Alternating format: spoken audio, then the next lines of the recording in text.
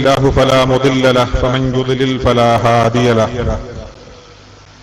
أشهد أن لا إله إلا الله وحده لا شريك له وأشهد أن محمدا عبده ورسوله أرسله بالهدى ودين الحق ليظهره على الدين كله ولو كره المشركون. اللهم صل على محمد وعلى آل محمد كما صليت على إبراهيم وعلى آل إبراهيم. اللهم بارك على محمد وعلى آل محمد كما باركت على إبراهيم وعلى آل إبراهيم إنك حميد مجيد. أما بعد رب اشرح لي صدري ويسر لي أمري واحلل عقدة من لساني يفقهوا قولي.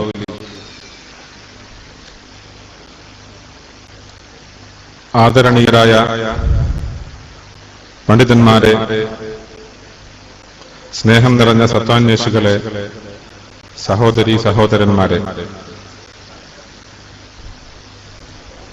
അല്ലാഹുവിന്റെ വിധിവിലക്കുകൾ ജീവിതത്തിന്റെ സകല മേഖലകളിലും സൂക്ഷിച്ച് പാലിച്ച് അവൻ തന്റെ ദാസന്മാർക്കായി ഒരുക്കിയിട്ടുള്ള സ്വർഗത്തിൽ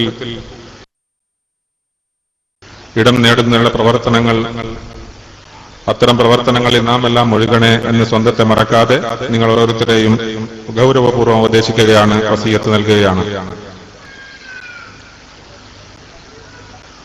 സൃഷ്ടാവും പരിപാലകനുമായ റബ്ബ് സുബ്ഹാനഹു വ തആല തന്റെ ദാസന്മാർക്ക് ഐഹികവും പാരത്രികവുമായ വിജയം കരസ്ഥമാക്കുന്നതിന് വേണ്ടി നിർദ്ദേശിച്ചിട്ടുള്ള ജീവിത സംഹിതയാണ് മതം.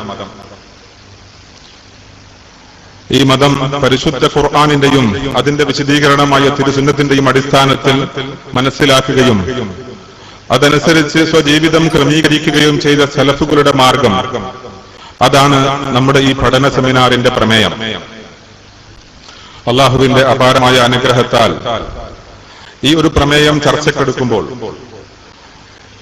ഇസ്ലാമിലെ ചരിത്ര സംഗതികളും ഇസ്ലാമിക ജീവിതവും സമകാലിക കേരള സമൂഹത്തിൽ ഇന്ന് നടന്നുകൊണ്ടിരിക്കുന്ന പ്രതിസന്ധികളും ആദർശ പ്രബോധന രംഗത്ത് ഉണ്ടായിട്ടുള്ള പ്രയാസങ്ങളുമൊക്കെ നമ്മുടെ മനസ്സിലേക്ക് ഓടിയെത്തുക തികച്ചും സ്വാഭാവികമാണ്.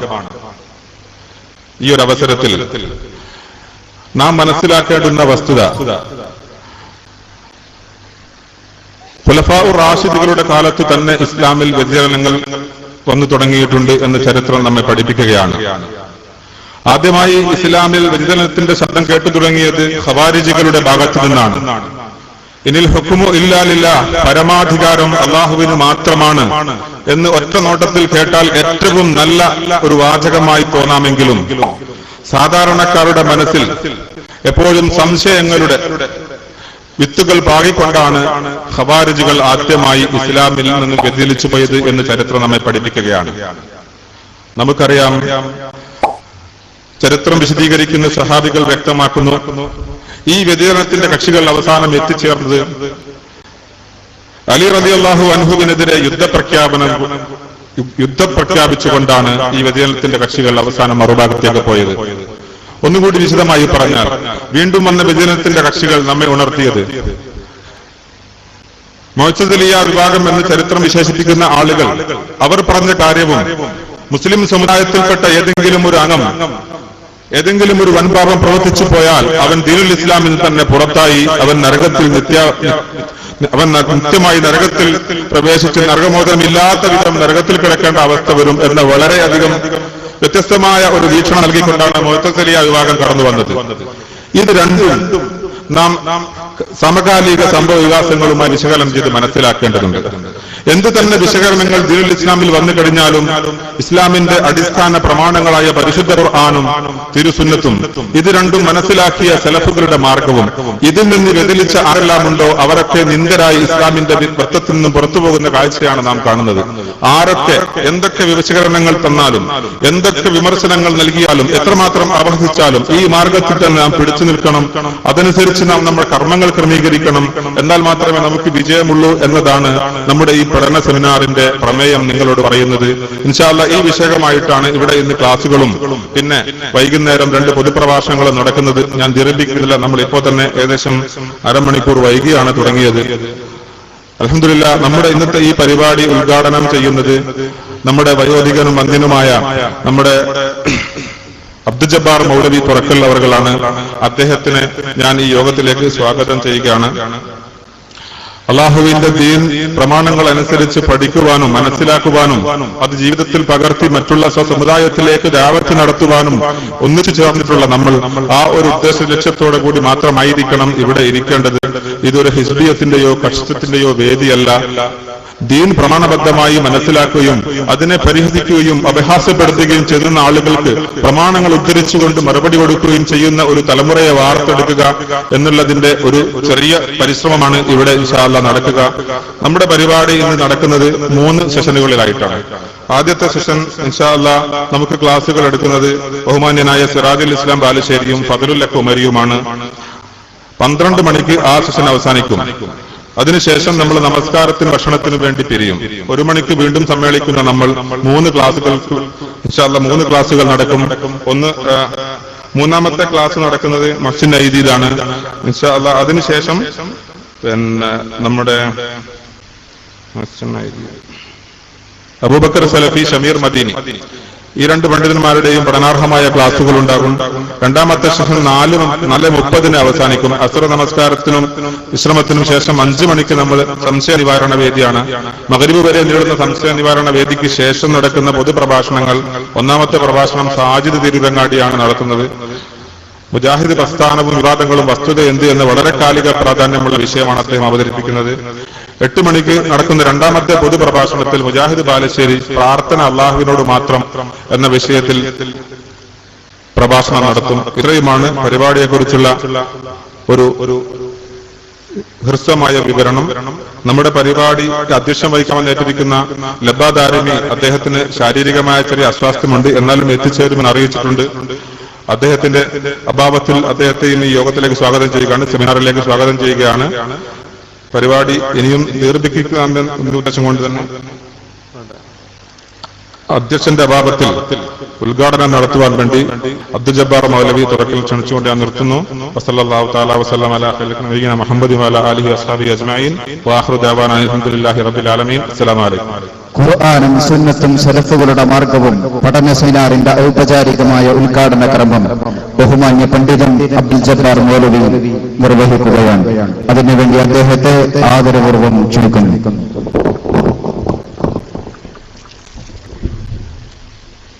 السلام عليكم ورحمة الله وبركاته. الحمد لله رب العالمين وصلى الله على محمد وعلى آله وصحبه أجمعين. تقوى സഹോദരന്മാരെ, ഈ ഉദ്ഘാടനം ചെയ്യുക എന്നതാണ് ഏൽപ്പിക്കപ്പെട്ടത്. അത് ആ കർമ്മത്തിലേക്കാണ് പ്രവേശിക്കുന്നത്. അതിന്റെ മുമ്പ് ഏതാനും ചില്ലറ 1-2 കാര്യങ്ങൾ നിങ്ങളെ ശ്രദ്ധയിൽ പെടുത്തണം എന്നുദ്ദേശിച്ചുകൊണ്ട് ആ കാര്യം ആദ്യമായി അല്പം സംസാരിക്കണം എന്നുദ്ദേശിച്ചുകൊണ്ട് ആ വിഷയകമായി, അതായത് ഹദീസ് സ്വീകരിക്കേണ്ട മാർഗങ്ങൾ ഒരു വിഷയമായി കൊണ്ട് പറയുകയല്ല.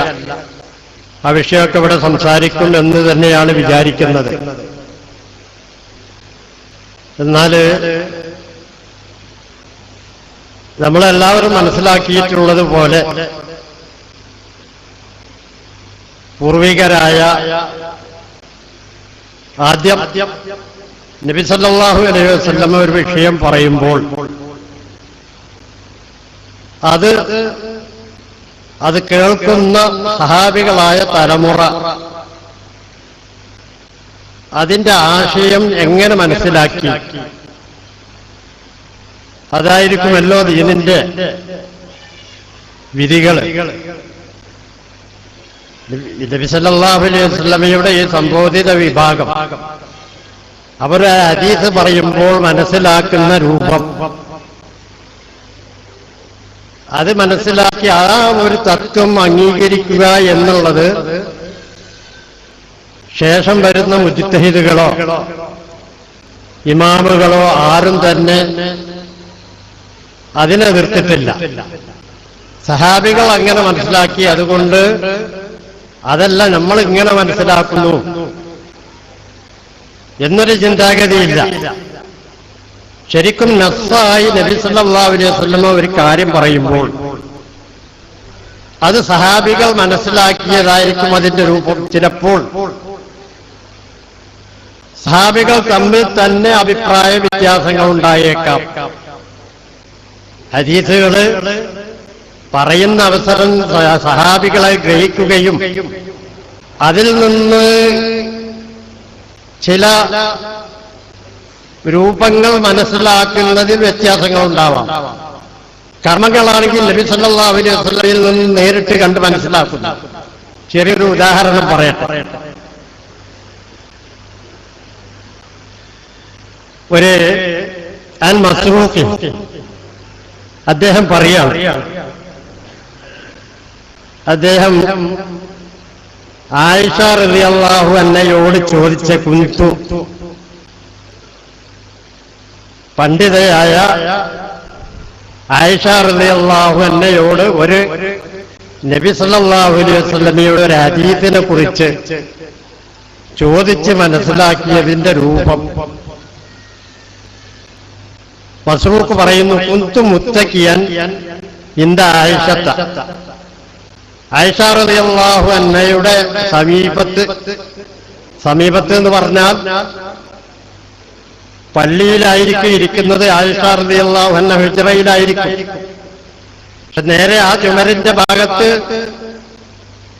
ചാരി ഇരിക്കുകയാണ്. അങ്ങനെ ഇരിക്കുമ്പോൾ ഞാൻ ചോദിച്ചു, എന്ത്? അങ്ങനെ ഇരിക്കുന്ന അവസരം ആയിഷ റളിയല്ലാഹു അൻഹ ഇങ്ങോട്ട് ചോദിച്ചു, യാ അബാ ആയിഷ, മസ്റൂഖിന്റെ വിളിച്ചിട്ടാ ചോദിക്കുന്നത്, സലാത്തുൻ മൻ തകല്ലമ ബിവാഹിദത്തിൻ മിൻഹുന്ന ഫഖദ് അഹറമ അലല്ലാഹിൽ ഫിരിയത. അബാ ആയിഷ, മസ്റൂഖിനെ വിളിച്ചതാ. ആയിഷ റളിയല്ലാഹു അൻഹ വീട്ടിൽ നിന്ന് ചോദിക്കുകയാണ്, പറയാണ് മസ്റൂഖിനോട്, മൂന്ന് കാര്യം, ഈ മൂന്ന് കാര്യം ആരെങ്കിലും എന്ത് സംസാരിച്ചിട്ടുണ്ടെങ്കിൽ, മൻ തകല്ലമ ബി സലാസു മൻ തകല്ലമ ബി വാഹിദത്തി മിൻഹുന്ന ഫഖദ് അഹറമ അലല്ലാഹിൽ ഫിരിയത. ഇതിന് ഏതെങ്കിലും ഈ മൂന്ന് കാര്യത്തിൽ നിന്ന് ഒന്ന് സംസാരിച്ചാൽ അള്ളാഹുവിന്റെ മേൽ ഇല്ലാത്തത് പറയുകയാണ്. ഫഖുൽതു, മസ്റൂഖ് പറയാ, ഞാൻ ചോദിച്ചു, മാ ഹുന്ന ഉമ്മുൽ മുഅ്മിനീൻ, മാതാവേ എന്താണത്?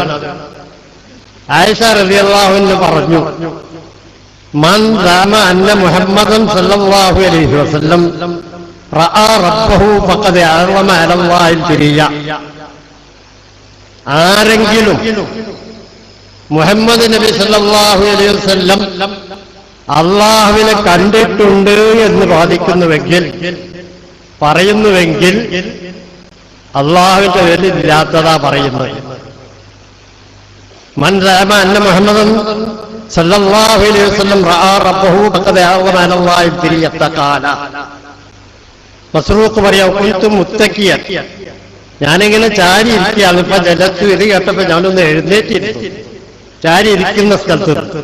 എന്നിട്ട് ചോദിച്ചു, വഖുൽ യാ ഉമ്മുൽ മുഅ്മിനീൻ, മാതാവേ, മുഅ്മിനീങ്ങളുടെ മാതാവേ, അൻവിരീനി, അതുപോലെ താമസം നൽകണം, പെട്ടെന്ന് പറഞ്ഞു പോകരുതൊന്ന് മനസ്സിലാക്കട്ടെ, ചോദിക്കട്ടെ. വരാത്തീനി അലം യഖുലില്ലാഹു അസ്സ വജല്ല, ഖുർആൻ ഓതിക്കൊണ്ട് അങ്ങോട്ട് ചോദിക്കുകയാണ്, അല്ലാഹു പറഞ്ഞില്ലേ, വലഖദ് റആഹു ബിൽ ഉഫ്ഖിൽ മുബീൻ, ഉഫ്ഖിൽ വെച്ച് അവനെ അദ്ദേഹം ദർശിച്ചിട്ടുണ്ട് എന്ന് ഖുർആനിൽ അല്ലാഹു പറഞ്ഞിട്ടില്ലേ? പിന്നെ നിങ്ങൾ ഈ പറയുന്നതുമായി അത് എങ്ങനെ യോജിക്കുന്നു എന്ന് പറഞ്ഞു. വലഖദ് റആഹു നസ്ലതൻ ഉഖറ, വലഖദ് റആഹു നസ്ലത്തുൻ ഉഖറ, വീണ്ടും ഒരു രണ്ടാമൊരു ഇറക്കത്തിൽ നബി സല്ലല്ലാഹു അലൈഹി വസല്ലം അവനെ ദർശിച്ചിട്ടുണ്ട്, കണ്ടിട്ടുണ്ട് എന്ന് ഖുർആനിൽ പറഞ്ഞിട്ടില്ലേ? ആയിഷ റളിയല്ലാഹു അൻഹയോട് മസ്റൂഖ് ചോദിക്കാം. ഫഖാലത്ത്, ഇത് പറഞ്ഞപ്പോ ഇതിനു വേണ്ടിയിട്ടാണ് ഞാൻ ഈ പറഞ്ഞത്. ആയിഷ റളിയല്ലാഹു അൻഹ മസ്റൂഖിന് കൊടുക്കുന്ന മറുപടി, ഈ വിഷയത്തെക്കുറിച്ച് ഞാൻ ഈ സംസാരിച്ച ഈ വിഷയത്തെക്കുറിച്ച് സഹാബികൾക്കിടയിൽ അഭിപ്രായ വ്യത്യാസമുണ്ട്. നേരെ അള്ളാഹുവിനെ ദർശിച്ചിട്ടുണ്ട്, ഇസ്രായിന്റെ രാത്രിയിൽ മിഅ്റാജിന്റെ രാവിൽ അള്ളാഹുവിനെ നേരെ ദർശിച്ചിട്ടുണ്ട്, ഇല്ല. അതിന്റെ ഒരു തീരുമാനം പറയുകയല്ല, മറിച്ച് ആയിഷ റളിയല്ലാഹു അൻഹ ഇതിനെ നിഷേധിച്ചിരുന്നു. നിഷേധിച്ചപ്പോൾ ഖുർആനിലെ ആയത്തോതിക്കൊണ്ട് താബിഈയായ മസ്റൂഖ് ചോദ്യം ചെയ്തപ്പോൾ ആയിഷ റളിയല്ലാഹു അൻഹ പറയുന്നു, അന അവ്വലു ഹാദിഹിൽ ഉമ്മത്തി സഅല റസൂലുള്ളാഹി സ്വല്ലല്ലാഹു അലൈഹി വസല്ലം. ഈ സമുദായത്തിൽ ആദ്യം ഈ ആയത്തിനെ കുറിച്ച് അല്ലാഹുവിന്റെ റസൂലിനോട് ചോദിച്ചത് ഞാനാവുന്നു. ആയിഷ റളിയല്ലാഹു അൻഹ പറഞ്ഞപ്പോ തിരിച്ചു പറഞ്ഞതാ, ഈ വിഷയത്തെക്കുറിച്ച് ഈ ആയത്തിനെ കുറിച്ച് അല്ലാഹുവിന്റെ റസൂലിനോട് ആദ്യം ചോദിച്ചത് ഞാനാകുന്നു. ഫഖാലത്ത് അന അവ്വലു ഹാദിഹിൽ ഉമ്മത്തി സഅല റസൂലുള്ളാഹി സ്വല്ലല്ലാഹു അലൈഹി വസല്ലം. ഫഖാല, അപ്പൊ റസൂല് പറഞ്ഞത് ഇന്നമാ ഹുവ ജിബ്രീലു, ഇത് ആയത്തിൽ പറഞ്ഞത് ജിബ്രീലിന് തനതായ രൂപത്തിൽ നബി സല്ലല്ലാഹു അലൈഹി വസല്ലം ദർശിച്ചതിനെ കുറിച്ചാകുന്നു. ലം അറഹു അലാ സൂറത്തിഹി അല്ലതി ഖുലിഖ അലൈഹാ ഗൈറ ഹാതൈനിൽ മറത്തൈൻ. ജിബ്രീൽ അലൈഹിസ്സലാമിന് തനതായ രൂപത്തിൽ സൃഷ്ടിക്കപ്പെട്ട അതേ രൂപത്തിൽ ഈ രണ്ട് തവണയല്ലാതെ ഞാൻ കണ്ടിട്ടില്ല.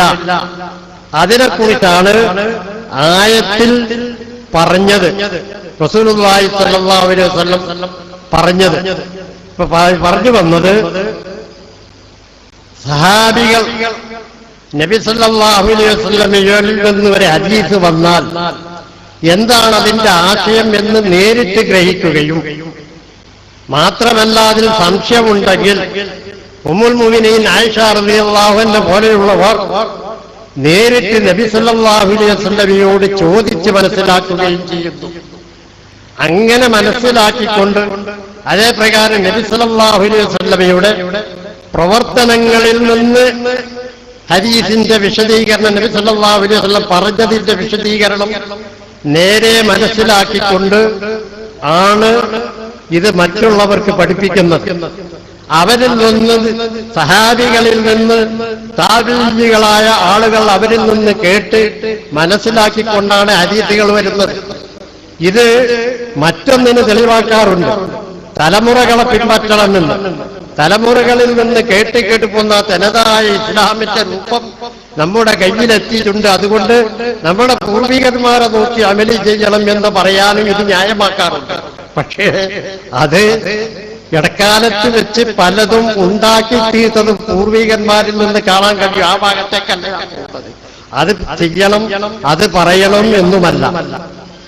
നബി സല്ലല്ലാഹു അലൈഹി ആയത്തും ഹദീസും നബി സല്ലല്ലാഹു അലൈഹി വസല്ലമയുടെ കാലത്ത് ഒരു ആയത്ത് ഇറങ്ങുമ്പോൾ, അവതരിക്കുമ്പോൾ, ഒരു പക്ഷേ നബിയോട് ചോദിച്ചിട്ടായിരിക്കാം.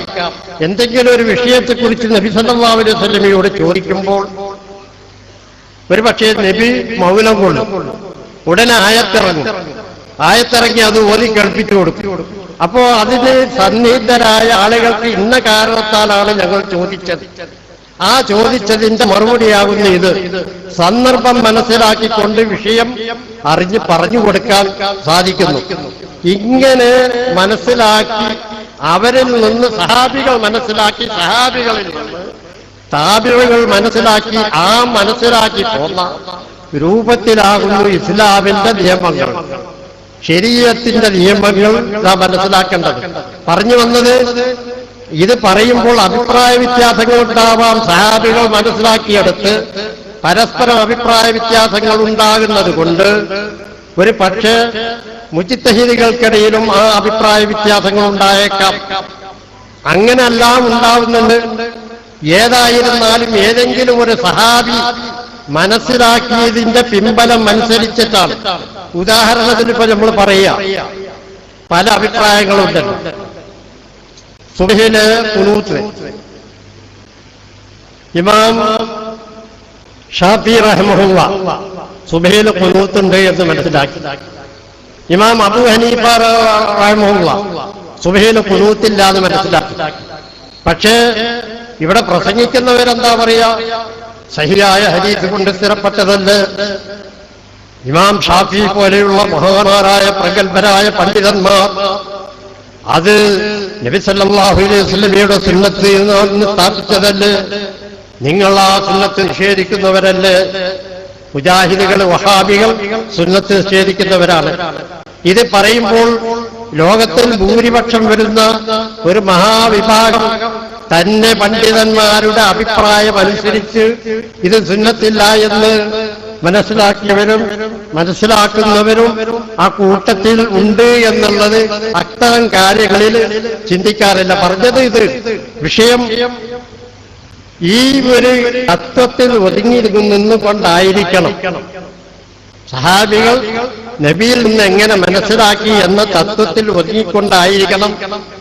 നമ്മൾ സ്വന്തം മുജ്തഹിദുകളാവാതെ മുജ്തഹിദുകളായ പണ്ഡിതന്മാർ സഹാബികളിൽ നിന്ന് കേട്ട് മനസ്സിലാക്കിയതിന്റെ രൂപം, സഹാബികളിൽ നിന്ന് മനസ്സിലാക്കിയതിൽ പണ്ഡിതന്മാർ മനസ്സിലാക്കിയതിൽ ഏത് വശത്താണ് ന്യായമുള്ളത്, ആര് പറഞ്ഞ കാരണമാണ് നബി സല്ലല്ലാഹു അലൈഹി വസല്ലമയുടെ ഹദീസുമായി യോജിച്ച് വരുന്നത്, ഇത്തരം കാര്യങ്ങൾ ചിന്തിച്ചുകൊണ്ടാവണം നമ്മൾ ദീന് മനസ്സിലാക്കേണ്ടത്. എന്നല്ലാതെ സ്വന്തം അഭിപ്രായം പറയുന്ന ഒരവസ്ഥയിലേക്ക് നാം എത്തിപ്പോവരുത് എന്നുള്ളതാണ് ഇതിലൂടെ ആദ്യമായി ആമുഖം എന്നുള്ള നിലക്ക് ഈ ഉദ്ഘാടന കർമ്മത്തെ അറിയിക്കുന്നത്.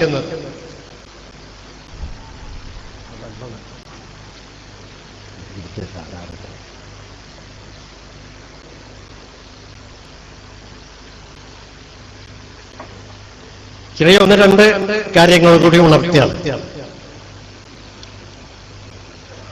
നമ്മള് ഇബാദത്തിന്റെ കാര്യത്തിലാണല്ലോ കാര്യമായി നമ്മുടെ ആദർശം ജനങ്ങളോട് പറയാറും പ്രചരിക്കാറുള്ളതും മറ്റുള്ളവരിൽ നിന്ന് ഏറ്റവും വലിയ എതിർപ്പ് നേരിടേണ്ടി വരുന്നതും ഇബാദത്തിന്റെ അല്ലാഹു അല്ലാത്തവർക്ക് ഇബാദത്ത് ചെയ്യുന്ന കാര്യത്തിലാണ്.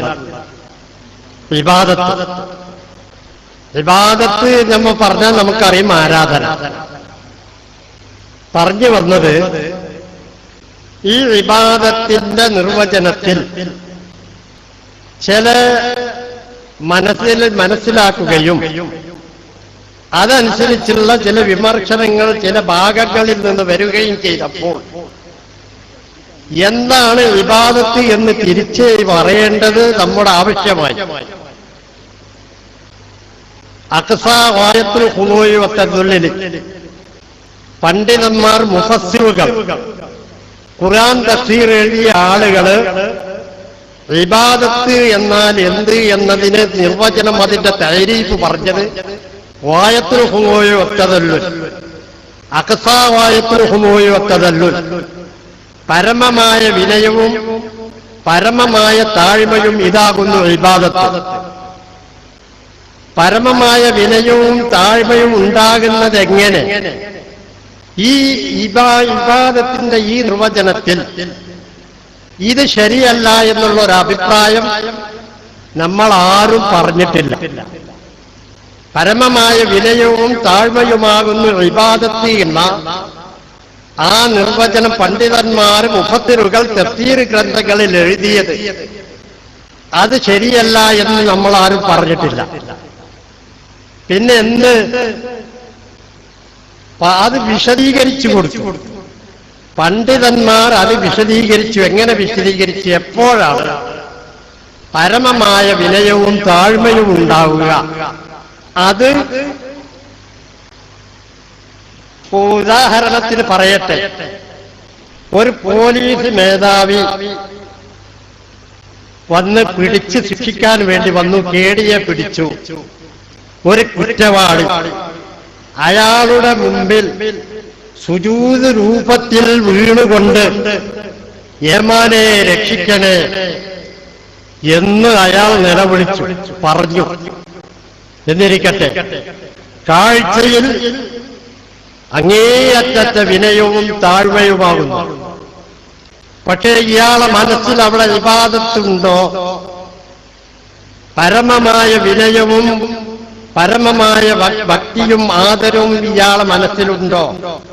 ചിന്തിക്കണം. ഒരു പക്ഷേ വളരെ തുച്ഛമായിരിക്കും ഈ പോലീസ് മേധാവിയെ കുറിച്ച് ഇയാളുടെ മനസ്സിൽ വളരെ പുച്ഛമായിരിക്കും. ഈ ഫഹനൊന്ന് വിട്ടുകിട്ടിയിട്ട് ഇവിടുന്ന് രക്ഷപ്പെടുന്നു എന്നുദ്ദേശിച്ചുകൊണ്ടായിരിക്കും പറയുന്നത്. പക്ഷേ കാഴ്ചയിൽ അഭിനയത്തിൽ പരമമായ വിനയവും താഴ്മയുമുണ്ട്, ഇബാദത്തല്ല. അപ്പൊ പരമമായ വിനയവും താഴ്മയും ഇബാദത്താവുക എന്നത് മനസ്സിൽ നിന്നുണ്ടാകുക. മനസ്സിൽ നിന്നുണ്ടാകുന്നത് എപ്പോഴാണത്? മാതാപിതാക്കളെ ആദരിക്കുന്നു, ബഹുമാനിക്കുന്നു, ഉസ്താദന്മാരെ ആദരിക്കുന്നു, ബഹുമാനിക്കുന്നു, നാട്ടിന്റെ നല്ല നിലയ്ക്ക് നാട്ടിനെ സേവിക്കുന്ന ആളുകളെ കണ്ടാൽ അവരോട് ആദരവ് തോന്നുന്നു, ബഹുമാനം തോന്നുന്നു. പക്ഷേ അതൊന്നും പരമമായ വിനയമോ പരമമായ താഴ്മയോ അല്ല. പരമമായ വിനയവും താഴ്മയും ഉണ്ടാകുന്നത് എപ്പോൾ? അത് അഖ്സാവായത്തിലാണല്ലോ. അത് ചില പണ്ഡിതന്മാർ, പിൽക്കാലത്തുള്ള പണ്ഡിതന്മാർ അതിന്റെ രൂപം നമുക്ക് പറഞ്ഞു തന്നു. അതിൽപ്പെട്ടതാണ് ഈജിപ്തിലെ പണ്ഡിതന്മാരായിരുന്ന മുഹമ്മദ് അബ്ദുവും റഷീദ് റിളയും. റഷീദ് റിള ഇതൊന്ന് വിശദീകരിച്ചു തന്നു. ഏതൊന്ന് വിശദീകരിച്ചു തന്നു? മുഹമ്മദ് അബ്ദുവിൽ നിന്ന് മനസ്സിലാക്കിയത് പരമമായ വിനയവും താഴ്മയും ഉണ്ടാകുന്നതെപ്പോൾ അത് കാര്യകാരണ ബന്ധങ്ങൾക്ക് അപ്പുറമായിക്കൊണ്ട്, കാര്യകാരണ ബന്ധങ്ങൾക്ക് അതീതമായിക്കൊണ്ട് ഇയാളിൽ നിന്ന് എന്തെങ്കിലും ഒരു നന്മ ഇയാൾക്ക് എനിക്ക് ചെയ്തു തരാൻ സാധിക്കും, അല്ലെങ്കിൽ എന്തെങ്കിലും ഒരു ഉപദ്രവം എനിക്ക് വരുത്താൻ സാധിക്കും എന്ന് ഒരു ശക്തിയെക്കുറിച്ചോ വ്യക്തിയെക്കുറിച്ചോ ഉദ്ദേശിച്ചാൽ അവിടെ ഉണ്ടാകുന്നതാണ് പരമമായ വിനയവും താഴ്മയും. അപ്പോഴാണത് വിവാദത്തായി തീരുക. അപ്പൊ വിവാദത്തായി തീരാൻ കുറെ ഭക്തി കാണിക്കണമെന്നില്ല. ഇവന്റെ മനസ്സിൽ അതിന്റെ ഒരു ലാഞ്ചന വന്നാൽ വിവാദത്തായി മാറി. ഞാനിത് പറഞ്ഞപ്പോഴേ നുസ്രത്തുൽ അനാമിന് മുമ്പ് വായിച്ചത് ഓർക്കുക. അതായത് ആ പണ്ഡിതൻ എഴുതിയതാണ്. പരമമായെന്ന് പറഞ്ഞാൽ അങ്ങേയറ്റം എന്ന് പറഞ്ഞാൽ ഇനി അവിടുന്ന് അങ്ങോട്ട് ഉണ്ടാവാൻ സാധിക്കാത്ത, അപ്പുറം ഉണ്ടാവൂല. അതാണ് പരമം. അങ്ങനെ ആവുമ്പോഴാണ് ഇബാദത്ത്. ഞാന് അതിന് മറുപടി എഴുതിയപ്പോ എഴുതി, എങ്കിൽ ളുഹർ നമസ്കരിക്കുന്ന ഒരാൾക്ക് ഇനി അവിടുന്ന് ഉണ്ടാവാൻ കഴിയാത്ത അറ്റത്തോളമുള്ള ഭക്തി ആദരവ് അല്ലാഹുവിനെ കുറിച്ചുണ്ടായി. പക്ഷെ അത്ര തന്നെ അസ്ർ നമസ്കരിക്കുമ്പോൾ ഉണ്ടായില്ല. എങ്കിൽ ളുഹർ നമസ്കാര ഇബാദത്തും അസ്ർ നമസ്കാര ഇബാദത്തല്ലാതായി മാറുകയും ചെയ്യേണ്ടി വരും. അതുകൊണ്ട് ഇനി അവിടുന്ന് അങ്ങോട്ട് ഉണ്ടാവാൻ പറ്റാത്തത്, അങ്ങേ അറ്റെന്ന് പറഞ്ഞ അറ്റത്തിന്റെ അറ്റം പിന്നെ അപ്പുറമില്ല എന്ന് കണ്ടുവെക്കാൻ പറ്റുകയില്ല. അങ്ങനെ വരുമ്പോൾ ഞാൻ പറഞ്ഞ രൂപത്തിൽ അസ്ർ നമസ്കാര ഇബാദത്തല്ലാതായി മാറും. അല്ലെങ്കിൽ അസ്ർ നമസ്കാര ഇബാദത്താവും, ളുഹർ നമസ്കാര ഇബാദത്തല്ലാതായി മാറും. ഭക്തി ആദരവിന് മാറ്റങ്ങൾ ഉണ്ടാവാം. പക്ഷേ ആ പരിധി ഉണ്ടല്ലോ, പരിധി ഇപ്പുറാണെങ്കിൽ ഇബാദത്തല്ല, അപ്പുറാണെങ്കിൽ അതിന് മാറ്റങ്ങൾ ഉണ്ടാവാം. അത് എപ്പോഴാണ്? അതാണ് റഷീദ് റിള വിവരിച്ച് തന്നത്. അഖ്സാവായത്തിൽ ഒത്തതല്ലുൽ പരമമായ വിനയവും താഴ്മയുമാകുന്നു എന്നത് എപ്പോൾ ഉണ്ടാകുന്നത് കാര്യകാരണ ബന്ധങ്ങൾക്ക് അപ്പുറമായിട്ടുണ്ട് ഇയാൾക്ക് വല്ലതും ചെയ്തു തരാൻ സാധിക്കും എന്ന ഉദ്ദേശം ഉണ്ടായാൽ അത് ആർക്കേ കഴിയൂ.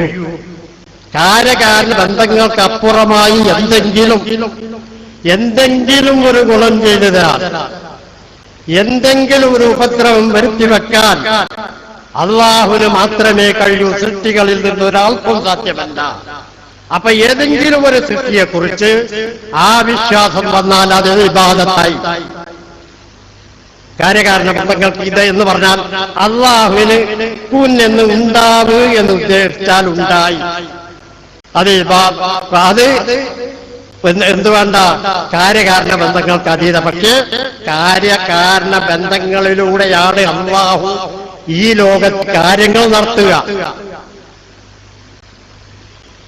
വിവാഹം ചെയ്യണം, ഇണ ചേരണം, എന്നെങ്കിലേ മക്കളുണ്ടാവുകയുള്ളൂ. അങ്ങനെയാണ് അള്ളാഹു നടത്തുക. പക്ഷെ അതിന് വിപരീതമായി കൊണ്ട് അള്ളാഹുവിന് ഉണ്ടാക്കിക്കൂടെ? ഉണ്ടാക്കാം. ആ കഴിവ് ആർക്കേ ഉള്ളൂ? അള്ളാഹുവിനെ ഉള്ളൂ. അത് സൃഷ്ടികൾക്ക് ആർക്കുമില്ല. അങ്ങനെ ഒരു കഴിവ് സൃഷ്ടികൾക്കുണ്ട് എന്ന് വെച്ചാൽ അതാണ് പരമമായ വിനയവും താഴ്മയും ആ ശക്തിയെ കുറിച്ച് ഉദ്ദേശിക്കലായി. ഇത് ഇവിടെ ഈ ലോകത്ത്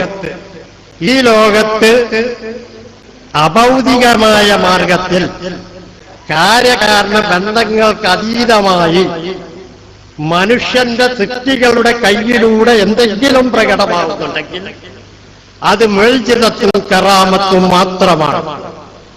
മുഅ്ജിസത്തും കറാമത്തും അസാധാരണ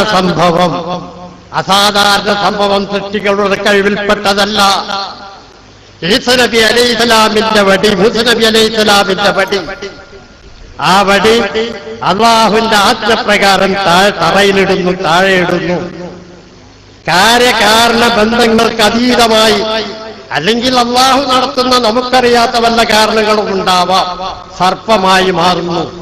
വടി തറയിലിടുക എന്നത്, താഴെയിടുക എന്നത് മൂസാ നബി അലൈഹിസ്സലാമിന് കഴിയും, നിങ്ങൾക്കും കഴിയും, എനിക്കും കഴിയും, നമുക്കെല്ലാവർക്കും താഴെയിടാൻ കഴിയും.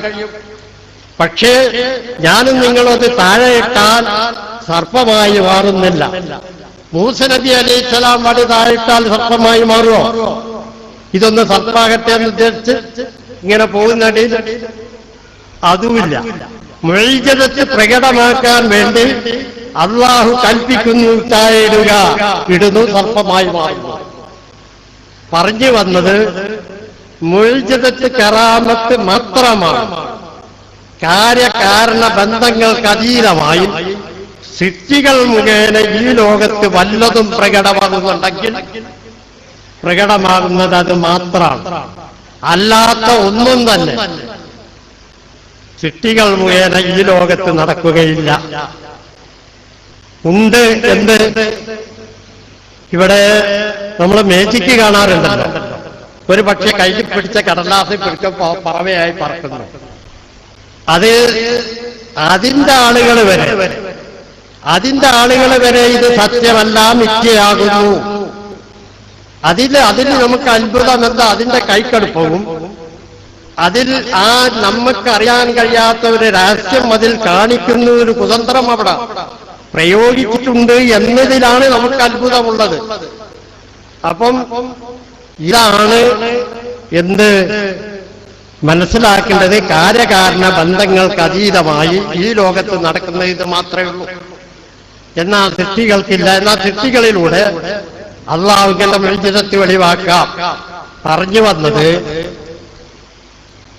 ഒരു സൃഷ്ടിക്കും ഇതിന്റെ അപ്പുറമുള്ള കഴിവില്ല എന്നുള്ളതാണ്. ഇത് പറയുമ്പോൾ ഇതാണ് ഇബാദത്തുമായി ബന്ധപ്പെടുത്തേണ്ട ആവശ്യം വരുന്നത്.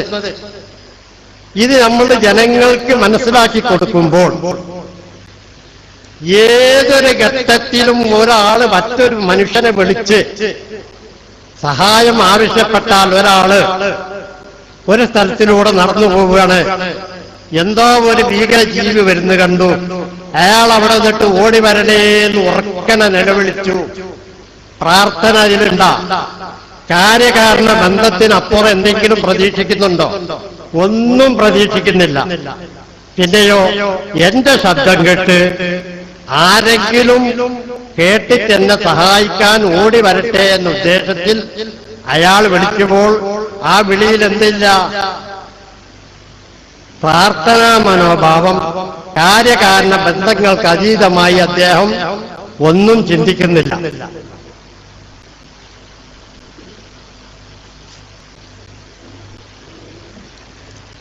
ഇതാണ്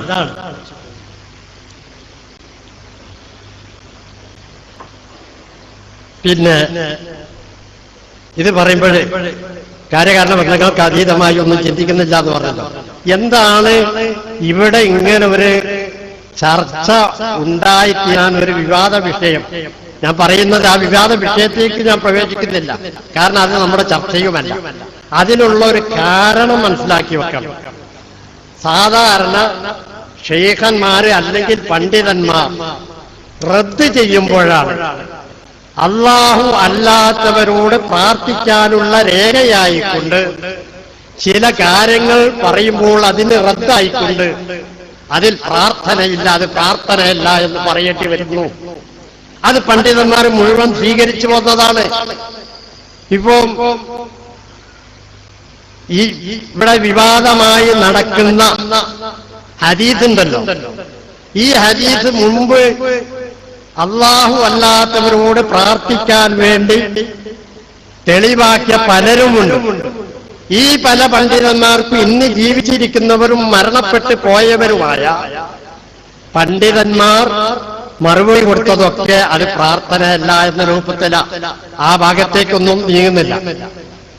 ഇവിടെ ഇത് മാത്രം പറയട്ടെ. നമ്മള് ഒരു ലേഖനം, പത്രത്തിലൂടെ ഒരു ലേഖനം വന്നു. എന്താ വന്നത്? ഇത് പുതിയ നിർവചനമാണ്. ആര്? മുജാഹിദുകൾക്ക് പുതിയ നിർവചനം. പുതിയ നിർവചനം എന്ന് പറഞ്ഞാൽ അക്താവായത്തിന് പോയി ഒത്തരത്തിൽ നമ്മൾ മാറ്റിയിട്ട് വേറൊരു നിർവചനം ഉണ്ടാക്കിയിട്ടുണ്ട്. എന്താ നിർവചനം? അഭൗതിക മാർഗത്തിൽ, അദൃശ്യ മാർഗത്തിൽ കാര്യകാരണ ബന്ധത്തിന് അതീതമായി ഗുണം പ്രതീക്ഷിക്കാൻ വാസ്തവത്തിൽ നമ്മൾ നിർവചനം ഉണ്ടാക്കിയിട്ടുണ്ടോ? ഇല്ല. പഴയ മുഫസ്സിറുകൾ പറഞ്ഞ നിർവചനത്തിന്റെ രൂപം വിവരിച്ചത് എങ്ങനെയാണ്. പക്ഷെ ഇത് പറഞ്ഞപ്പോഴും ഒരു പത്രത്തിലൂടെ, ദിനപത്രത്തിലൂടെ ഒരു പ്രസിദ്ധീകരണം വന്നത് തൗഹീദിന്റെ പഴയ തൗഹീദിന്റെ യാഥാർത്ഥ്യം എന്ന പേരിൽ ആ നിർവചനം വന്നപ്പോ, ആ വിവരം വന്നപ്പോ വർഷങ്ങൾക്ക് മുമ്പ് ഞാന് സക്കരിയ സലാഹിയോട് പറഞ്ഞു, ഇതിന് നിങ്ങളൊരു മറുപടി എഴുതണം. ചന്ദ്രികയിൽ എഴുതി പ്രസിദ്ധീകരിക്കപ്പെട്ടു. ഉടനെ വന്നു രണ്ടാമതും അതിന്റെ മറുപടി. സലാഹി വീണ്ടും എഴുതിയിട്ട് പ്രസിദ്ധീകരിക്കപ്പെട്ടില്ല. അത് പ്രസിദ്ധീകൃതമാവാതെ വന്നു. 5.5 മാസം കഴിഞ്ഞു. ഏകദേശം 6 മാസം അടുത്തപ്പോൾ മറുപടി വന്നു. ഈ കൊടുത്ത മറുപടി അതെന്നെ ആരോ ചെന്ന് സ്വാധീനിച്ചതിന്റെ പേര് അത് പത്രത്തിൽ വന്നപ്പോൾ വീണ്ടും അദ്ദേഹത്തിന്റെ അബ്ദുൽ ഹമീദ് പൈസ അമ്പലക്കടവ് അദ്ദേഹമാണ് ആദ്യം എഴുതിയത്. തൗഹീദിന്റെ യാഥാർത്ഥ്യം എന്ന പേരിൽ അദ്ദേഹം അതിലാകെ ആരോപിച്ചത്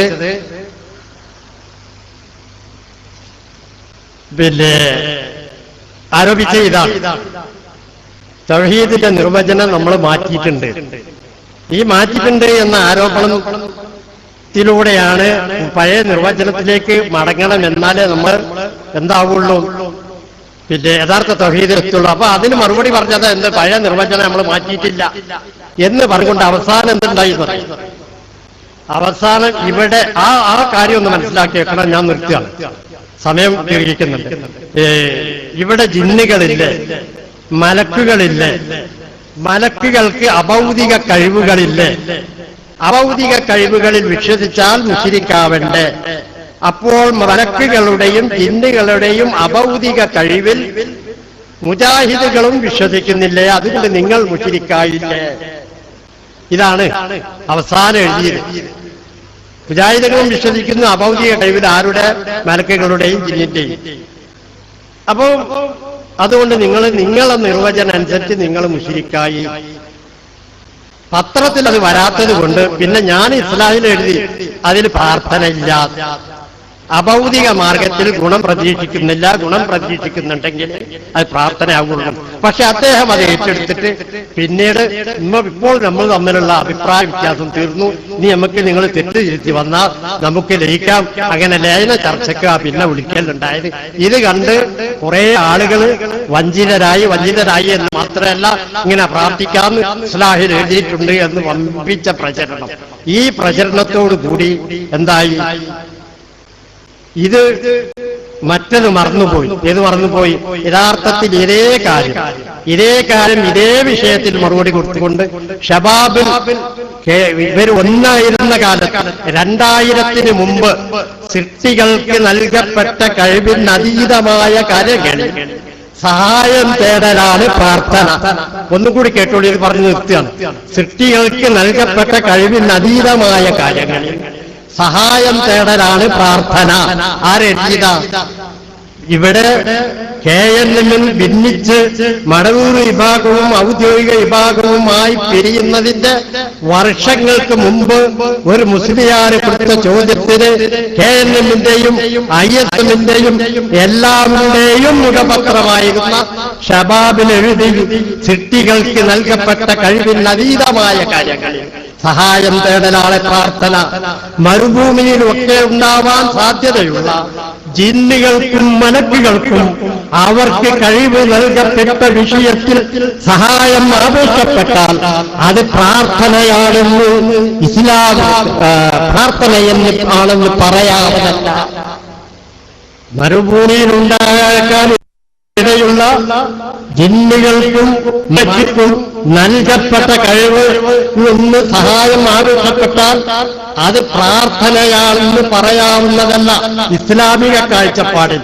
ഇത് ഇവിടെ ഒന്നിച്ചു നിന്നിരുന്ന കാലത്ത് ഷബാബിൽ എഴുതി ആർക്കും പരാതി ഉണ്ടായിരുന്നില്ല, പരാതിക്ക് അവസരമുണ്ടായിരുന്നില്ല. കാരണം ഭിന്നിച്ചിട്ടില്ല. ഭിന്നിച്ചതിന് ശേഷം തങ്ങളുടെ പ്രസിദ്ധീകരണത്തിലുള്ളത് അറിയാതെ കണ്ട് മറുഭാഗത്തിന്റെ പേരിൽ ജിന്നിനോട് പ്രാർത്ഥിക്കാൻ ഇസ്ലാമിൽ എഴുതിയിട്ടുണ്ട് എന്നും പറഞ്ഞുകൊണ്ട് നടന്നു. ഇപ്പോൾ ചർച്ചയിൽ വന്നപ്പോൾ ഇത് മുമ്പേ നമ്മൾ എല്ലാം എഴുതി വെച്ചതാണെന്ന് എല്ലാവർക്കും മനസ്സിലായി.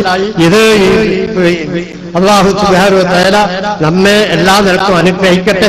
തെറ്റിദ്ധാരണകൾ പലർക്കും പല രൂപത്തിൽ വന്നിട്ടുണ്ടാവാം. എല്ലാവർക്കും അല്ലാഹു പുറത്തു കൊടുത്ത് നമ്മുടെ യഥാർത്ഥ മുത്തഖികളായി ജീവിക്കാൻ എല്ലാവർക്കും തൗഫീഖ് നൽകുമാറാവട്ടെ. ഉദ്ഘാടനം ചെയ്തതായി അറിയിക്കുന്നു. വാഖിറു ദഅവാനാ അൽഹംദുലില്ലാഹി റബ്ബിൽ ആലമീൻ. അസ്സലാമു അലൈക്കും വറഹ്മത്തുള്ളാഹി വബറകാതുഹു. തൗഹീദിൽ നിന്ന് ശിർക്കിനെ വേർതിരിക്കുന്നത് എപ്രകാരമാണ് എന്ന് പ്രമാണങ്ങൾ ഉദ്ധരിച്ചുകൊണ്ട് ഇവിടെ വ്യക്തമാക്കി ഉദ്ഘാടന പ്രസംഗത്തിലൂടെ അനാവരണം ചെയ്ത ബഹുമാന്യ പണ്ഡിതൻ അബ്ദുൽ ജബ്ബാർ മൗലവി അവർക്ക് സംഘാടക സമിതിയുടെ കൃതജ്ഞത രേഖപ്പെടുത്തുകയാണ്. സഹായപ്രാർത്ഥന ഒരു വിശകലനം എന്ന വിഷയത്തെ അധികരിച്ചുകൊണ്ട് ബഹുമാന്യ പണ്ഡിതൻ സിറാജുൽ ഇസ്ലാം ബാലുശ്ശേരി വിഷയം അവതരിപ്പിക്കുന്നു. അതിനുവേണ്ടി അദ്ദേഹത്തെ ആദരപൂർവ്വം ക്ഷണിക്കുന്നു.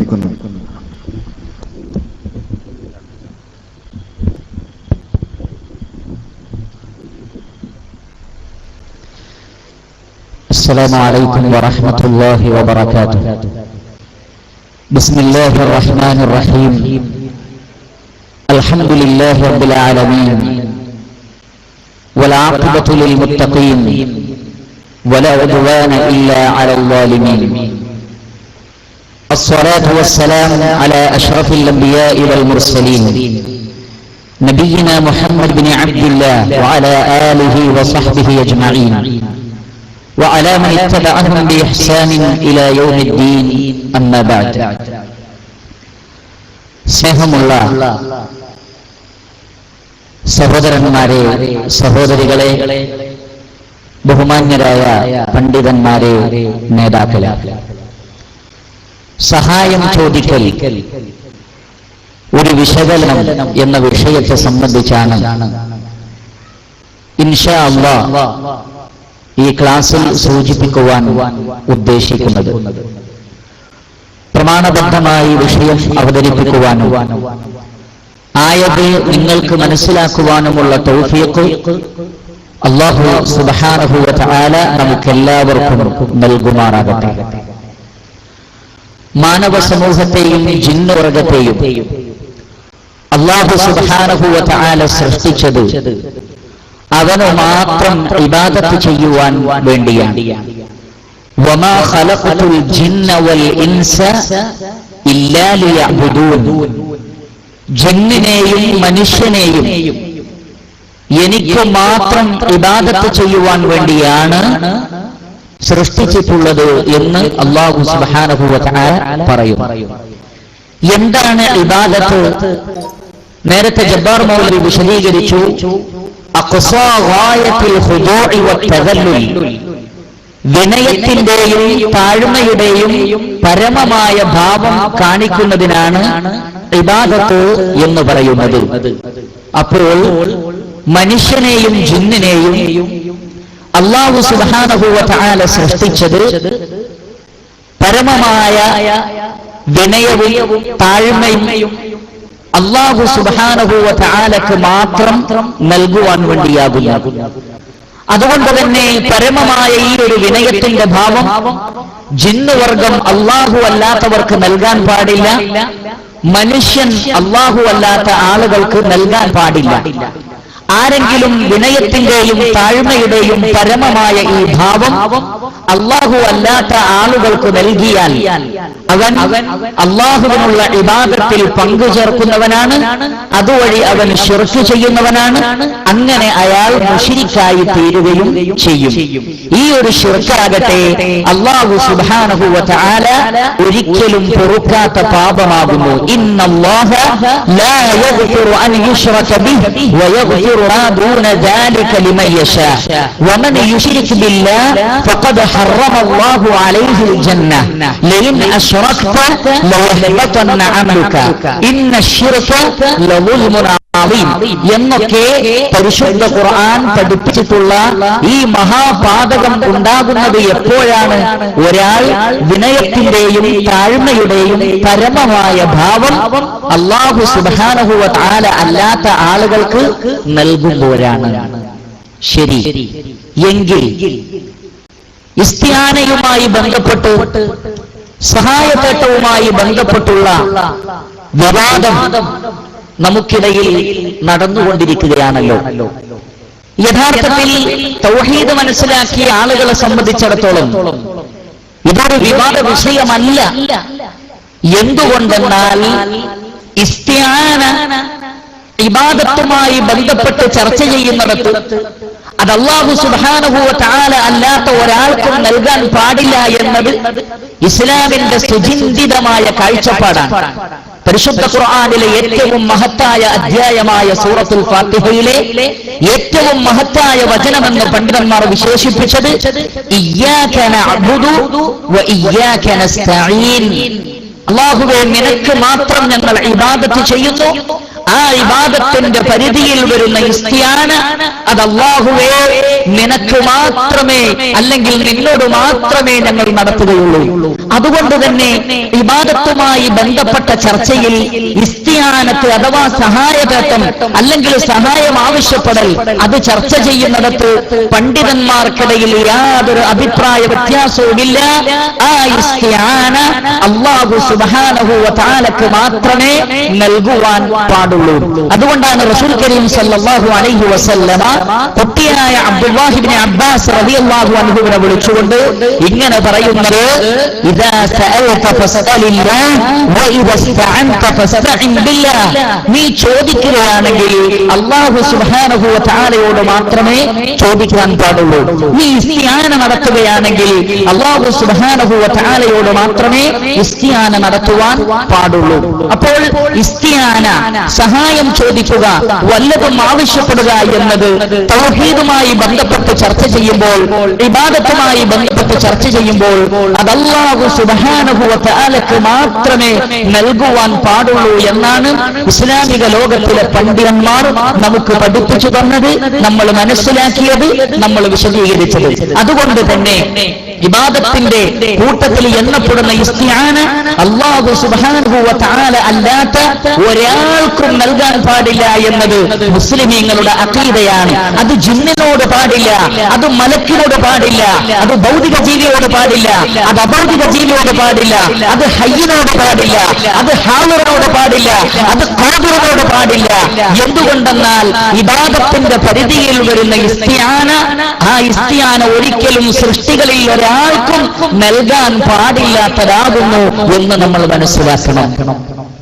എന്തുകൊണ്ടാണ് ഇസ്തിആന ഇബാദത്തിന്റെ വളരെ പ്രധാനപ്പെട്ട ഒരു വശമായി തീരാനുള്ള കാരണം? പണ്ഡിതന്മാർ അതിനെ വിശദീകരിച്ചു. പണ്ഡിതന്മാരുടെ ഗ്രന്ഥങ്ങളിൽ ഇബാദത്തുമായി ബന്ധപ്പെട്ടുള്ള ഇസ്തിആന ചർച്ച ചെയ്യുന്നിടത്ത് അവർ പറഞ്ഞു, ഒരു സൃഷ്ടി മറ്റൊരു സൃഷ്ടിയോട് ചോദിക്കുന്നതിന് നമുക്ക് മൂന്നായി ഭാഗിക്കാം. അതിൽ ഒന്ന് അൽ അവ്വലു മാ ഹുവ മിൻ ബാദി സുആലിൽ ഇൻസാനി ഹഖ്ഖൻ ലഹു ഇൻദൽ മസ്ഊലി കദ്ദൈനി വഗൈരിഹി. ഒരു സൃഷ്ടി മറ്റൊരു സൃഷ്ടിയോട് ചോദിക്കുന്നു, ഒരു മനുഷ്യൻ മറ്റൊരു മനുഷ്യനോട് ചോദിക്കുന്നു. അത് ചോദിക്കുന്നത് എന്താണ്? തനിക്ക് അവകാശപ്പെട്ട ഒരു കാര്യമാണ് ചോദിക്കുന്നത്. ഏതുപോലെ ഒരാൾ മറ്റൊരാൾക്ക് കടം കൊടുത്തിട്ടുണ്ട്, ആ കടം തിരിച്ചു ചോദിക്കുന്നത് എന്താണ്? ഇയാളുടെ അവകാശം ചോദിക്കലാണ്, ഇയാളുടെ ഹക്ക് ചോദിക്കലാണ്. അതുകൊണ്ട് തന്നെ ഒരു സൃഷ്ടി മറ്റൊരു സൃഷ്ടിയോട് ചോദിക്കുന്നതിന്റെ ഒരു രൂപം തനിക്ക് അവകാശപ്പെട്ട ഒന്ന് മറ്റൊരു സൃഷ്ടിയോട് ചോദിക്കലാകുന്നു. രണ്ടാമതൊരു ചോദ്യമുണ്ട്. എന്താണ് ചോദ്യം? മാ ജറത് അൽ ആദതു ബിത്തസാമുഹു ബിഹി അലാ നിയ്യത്തിൽ മുകാഫഅതി കഖൗലി തിൽമീദി ലിസദീഖിഹി നാവൽനി അൽ കിതാബ്. ഒരു മുകാഫത്തിന്റെ അടിസ്ഥാനത്തിൽ, പരസ്പര ധാരണയുടെ അടിസ്ഥാനത്തിൽ, അങ്ങോട്ടും ഇങ്ങോട്ടും സഹായിക്കാമെന്നുള്ള ഒരു അഡ്ജസ്റ്റ്മെന്റിന്റെ അടിസ്ഥാനത്തിൽ ഒരാൾ മറ്റൊരാളോട് ചോദിക്കലാണ്. അതും ചോദ്യമാണ്. എന്ന് പറഞ്ഞാൽ, നീ എനിക്ക് ഇന്നത് നൽകിയാൽ ഞാൻ നിനക്ക് ഇന്നത് നൽകാം, ഞാൻ നിങ്ങൾക്ക് വേണ്ടി ജോലി ചെയ്തു തരാം, നിങ്ങൾ എനിക്ക് കൂലി തരണം, ഞാൻ നിങ്ങൾക്ക് വേണ്ടി പണിയെടുക്കാം, നിങ്ങൾ എനിക്ക് ശമ്പളം തരണം എന്നിങ്ങനെ അങ്ങോട്ടും ഇങ്ങോട്ടും പരസ്പരം ഉപകാരം ചെയ്തുകൊണ്ടുള്ള മസ്അല ചോദ്യമുണ്ട്. ഇതാണ് ചോദ്യത്തിന്റെ രണ്ടാമത്തെ ഭാഗം. മൂന്നാമതൊരു ചോദ്യമുണ്ട്. അതെന്താണ്? സുആലുൽ ഇൻസാനി മാ ലൈസ ബിഹഖ്ഖിൻ ലഹു വലാ ജറത് അൽ ആദതു അലാ നിയ്യത്തിൽ മുകാഫഅ. ഒരു മനുഷ്യൻ മറ്റൊരാളോട് ചോദിക്കുകയാണ്. എന്താണ് ചോദിക്കുന്നത്? തനിക്ക് ഒരു നിലക്കും അവകാശപ്പെടാത്ത ഒന്ന്, തനിക്ക് ഒരിക്കലും അവകാശമില്ലാത്ത ഒന്ന് മറ്റൊരാളോട് ചോദിച്ച് യാചിച്ചു വാങ്ങുന്നു. അതല്ലെങ്കിൽ അങ്ങോട്ടും ഇങ്ങോട്ടുമുള്ള ഞാൻ ചെയ്താൽ, അതല്ലെങ്കിൽ നീ എനിക്ക് ഇന്ന സഹായം ചെയ്താൽ തിരിച്ചു ഞാൻ നിനക്ക് ഇന്നത് ചെയ്യും എന്ന് പറയാത്ത രൂപത്തിലുള്ള ഒരു സഹായം ചോദിക്കൽ എന്ന് പറഞ്ഞാൽ പൂർണ്ണമായും തനിക്ക് ഒരു നിലക്കും അവകാശമില്ലാത്ത ഒരു കാര്യം മറ്റൊരാളോട് ചോദിക്കുന്ന ഒരു സഹായം ചോദിക്കുന്ന രീതി. അപ്പോൾ ഒന്നാമത്തെ രീതി നമുക്ക് അവകാശപ്പെട്ടത് ചോദിച്ചു വാങ്ങലാണ്. രണ്ടാമത്തെ രീതി പരസ്പര ധാരണയുടെ അടിസ്ഥാനത്തിൽ ചോദിക്കലാണ്. മൂന്നാമത്തത് ഒരു നിലക്കും അവകാശമില്ലാത്തത് മറ്റൊരാളോട് ചോദിക്കാകുന്നു. എന്നിട്ട് പണ്ഡിതന്മാർ പറഞ്ഞു, ഫഅമ്മൽ അവ്വലു, ഒന്നാമത്തത് അഥവാ നമുക്ക് അവകാശപ്പെട്ടത് ചോദിക്കൽ ലാ യുസമ്മ ഇസ്തിആനതൻ, അതിന് ഇസ്തിആന എന്ന് പറയുകയില്ല, സഹായം ചോദിക്കുക എന്ന് പറയുകയില്ല. കാരണം ലിഅന്നഹു ലൈസ ഫീഹി ഖുദൂഉൻ വലാ തദല്ലുലുൻ, കാരണം അതിൽ വിനയവുമില്ല താഴ്മയുടെ ഭാവവുമില്ല. നമുക്ക് അവകാശപ്പെട്ടത് ഒരാളോട് ചോദിക്കുമ്പോൾ അവിടെ വിനയം കാണിക്കേണ്ട ആവശ്യമില്ല, അവിടെ താഴ്മ കാണിക്കേണ്ടെന്ന ആവശ്യമില്ല. കാരണം നമ്മൾ അവിടെ മേലെയാണ്, നമുക്ക് അവകാശപ്പെട്ടത് ചോദിക്കുന്ന ആളുകൾ അവർ നമ്മളുടെ താഴെയാണ്. രണ്ടാമത്തത് രണ്ടാമത്തത് അതിന് ഇസ്തിആന എന്ന് പേര് നൽകിയാലും ലാ യൽസമുഹു തദല്ലുൽ വൽ ഖുദൂ, അവിടെയും വിനയവും താഴ്മയും വരുന്നില്ല. അതുകൊണ്ട് തന്നെ ഇസ്തിആന എന്ന് പറഞ്ഞാലും അവിടെ ഇസ്തിആന യഥാർത്ഥത്തിൽ ഇല്ല. കാരണം അതൊരു പരസ്പര ധാരണയുടെ അടിസ്ഥാനത്തിലാണ്. ശമ്പളം വാങ്ങുന്നത് വെറുതെയാണോ? അല്ല, ജോലി ചെയ്തിട്ടാണ്. കൂലി വാങ്ങുന്നത് വെറുതെയാണോ?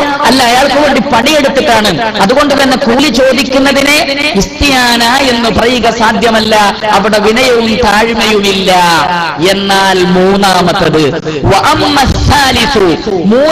ചോദ്യം, നമുക്ക് ഒരു നിലക്കും അവകാശപ്പെടാത്ത ഒരു വിഷയത്തിൽ ചോദിക്കൽ, അത് അവിടെ വിനയവും താഴ്മയും വരുന്നുണ്ട്. ഒരു മുതലാളിയോട് യാചിക്കുന്ന ഒരു പാവപ്പെട്ടവൻ, അവിടെ വിനയം വരുന്നുണ്ട്, ഖുദൂഅ് വരുന്നുണ്ട്, തദല്ലുൽ വരുന്നുണ്ട്.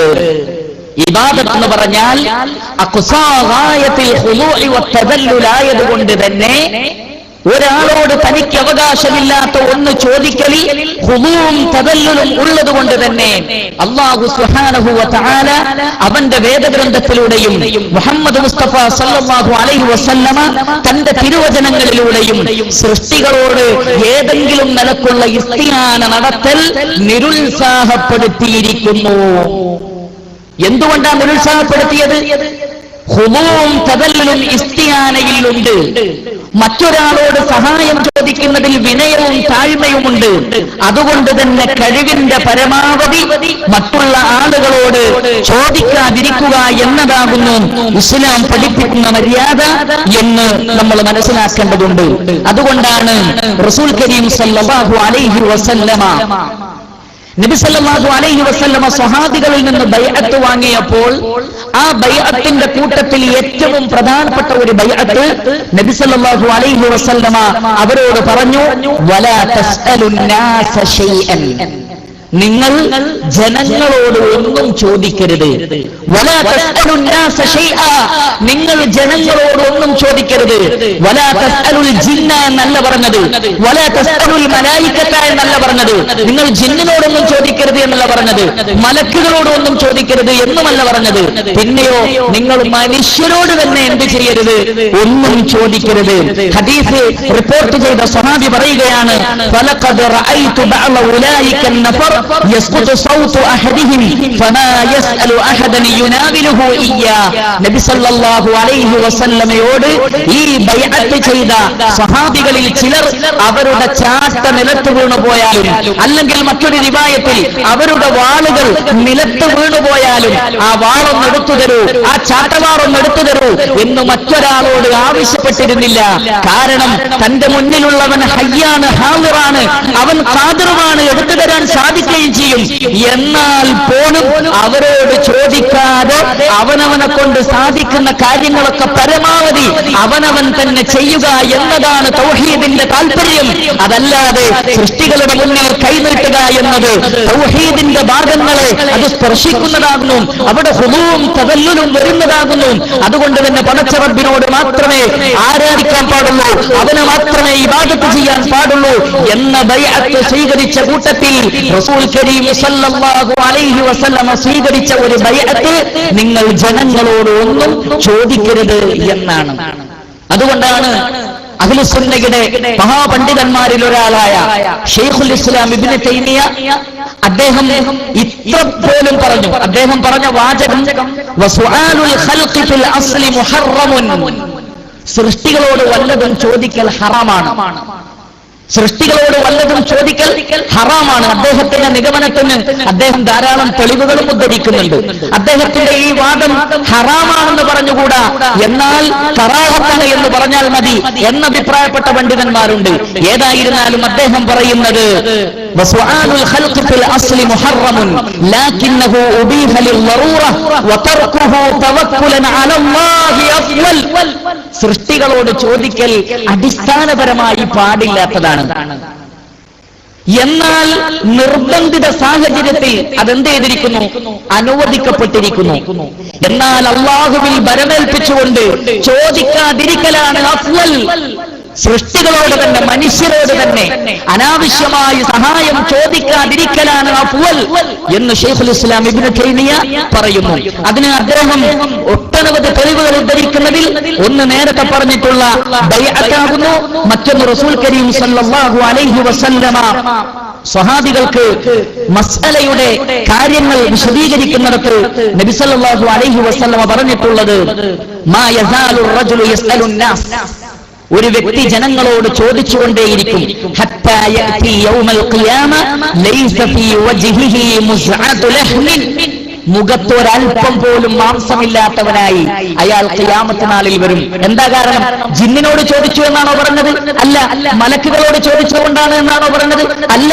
മറിച്ച് മാ യസാലു റജുലു യസ്കുലു നാസ്, ജനങ്ങളോട് ചോദിക്കുമെന്നാണ് പറഞ്ഞത്. അങ്ങനെ ജനങ്ങളോട് അനാവശ്യമായി ചോദിച്ച് ആവശ്യമില്ലാത്ത കാര്യങ്ങളിലൊക്കെ ജനങ്ങൾക്കിടയിൽ ഇസ്തിആന നടത്തുന്ന ആളുകൾ മുഖത്ത് മാംസമില്ലാത്തവരായി രംഗപ്രവേശം ചെയ്യും എന്ന് റസൂൽ കരീം സല്ലല്ലാഹു അലൈഹി വസല്ലമ പഠിപ്പിച്ചിരിക്കുന്നു. മറ്റൊരു ഹദീസിൽ കാണാം, ലൗ തഅലമൂന മാ ഫിൽ മസ്അലതി മാ മശാ അഹദുൻ ഇലാ അഹദിൻ യസ്അലുഹു ശൈആ. ആളുകളോട് ഇസ്തിആന നടത്തുന്നതിന്റെ, ആളുകളോട് കാര്യങ്ങൾ ചോദിക്കുന്നതിന്റെ ഗൗരവം നിങ്ങൾ അറിഞ്ഞിരുന്നെങ്കിൽ നിങ്ങളിൽ ഒരാളും മറ്റൊരാളോട് ചോദിക്കുവാൻ വേണ്ടി നടക്കുമായിരുന്നില്ല എന്ന് റസൂൽ കരീം സല്ലല്ലാഹു അലൈഹി വസല്ലമ പഠിപ്പിക്കുന്നു. മറ്റൊരു ഹദീസിൽ കാണാം, ലൗ യഅലമു സാഹിബുൽ മസ്അല, മറ്റുള്ളവരോട് ചോദിക്കുന്ന ഇസ്തിആന നടത്തുന്ന ആളുകൾ അറിഞ്ഞിരുന്നെങ്കിൽ മാലഹു ഫീഹാ, ആ ചോദിക്കുന്നതിന്റെ ഗൗരവവും അതിന്റെ പ്രയാസവും അറിഞ്ഞിരുന്നെങ്കിൽ ലം യസ്അൽ, അവർ ഒരിക്കലും മറ്റുള്ളവരോടൊന്നും ചോദിക്കുമായിരുന്നില്ല എന്ന് റസൂൽ കരീം സല്ലല്ലാഹു അലൈഹി വസല്ലമ നമ്മളെ പഠിപ്പിച്ചിരിക്കുന്നു. അപ്പോൾ പ്രിയപ്പെട്ടവരെ, സഹായം ചോദിക്കുക, ഇസ്തിആന എന്ന പദം പ്രയോഗിക്കുന്നത് എവിടെയാണ്? നമുക്ക് അവകാശപ്പെടാത്ത ഒരു കാര്യം താഴ്മയോടുകൂടിയും എളിമയോടുകൂടിയും മറ്റുള്ളവരോട് ചോദിച്ചു വാങ്ങുക, ഇസ്തിആന.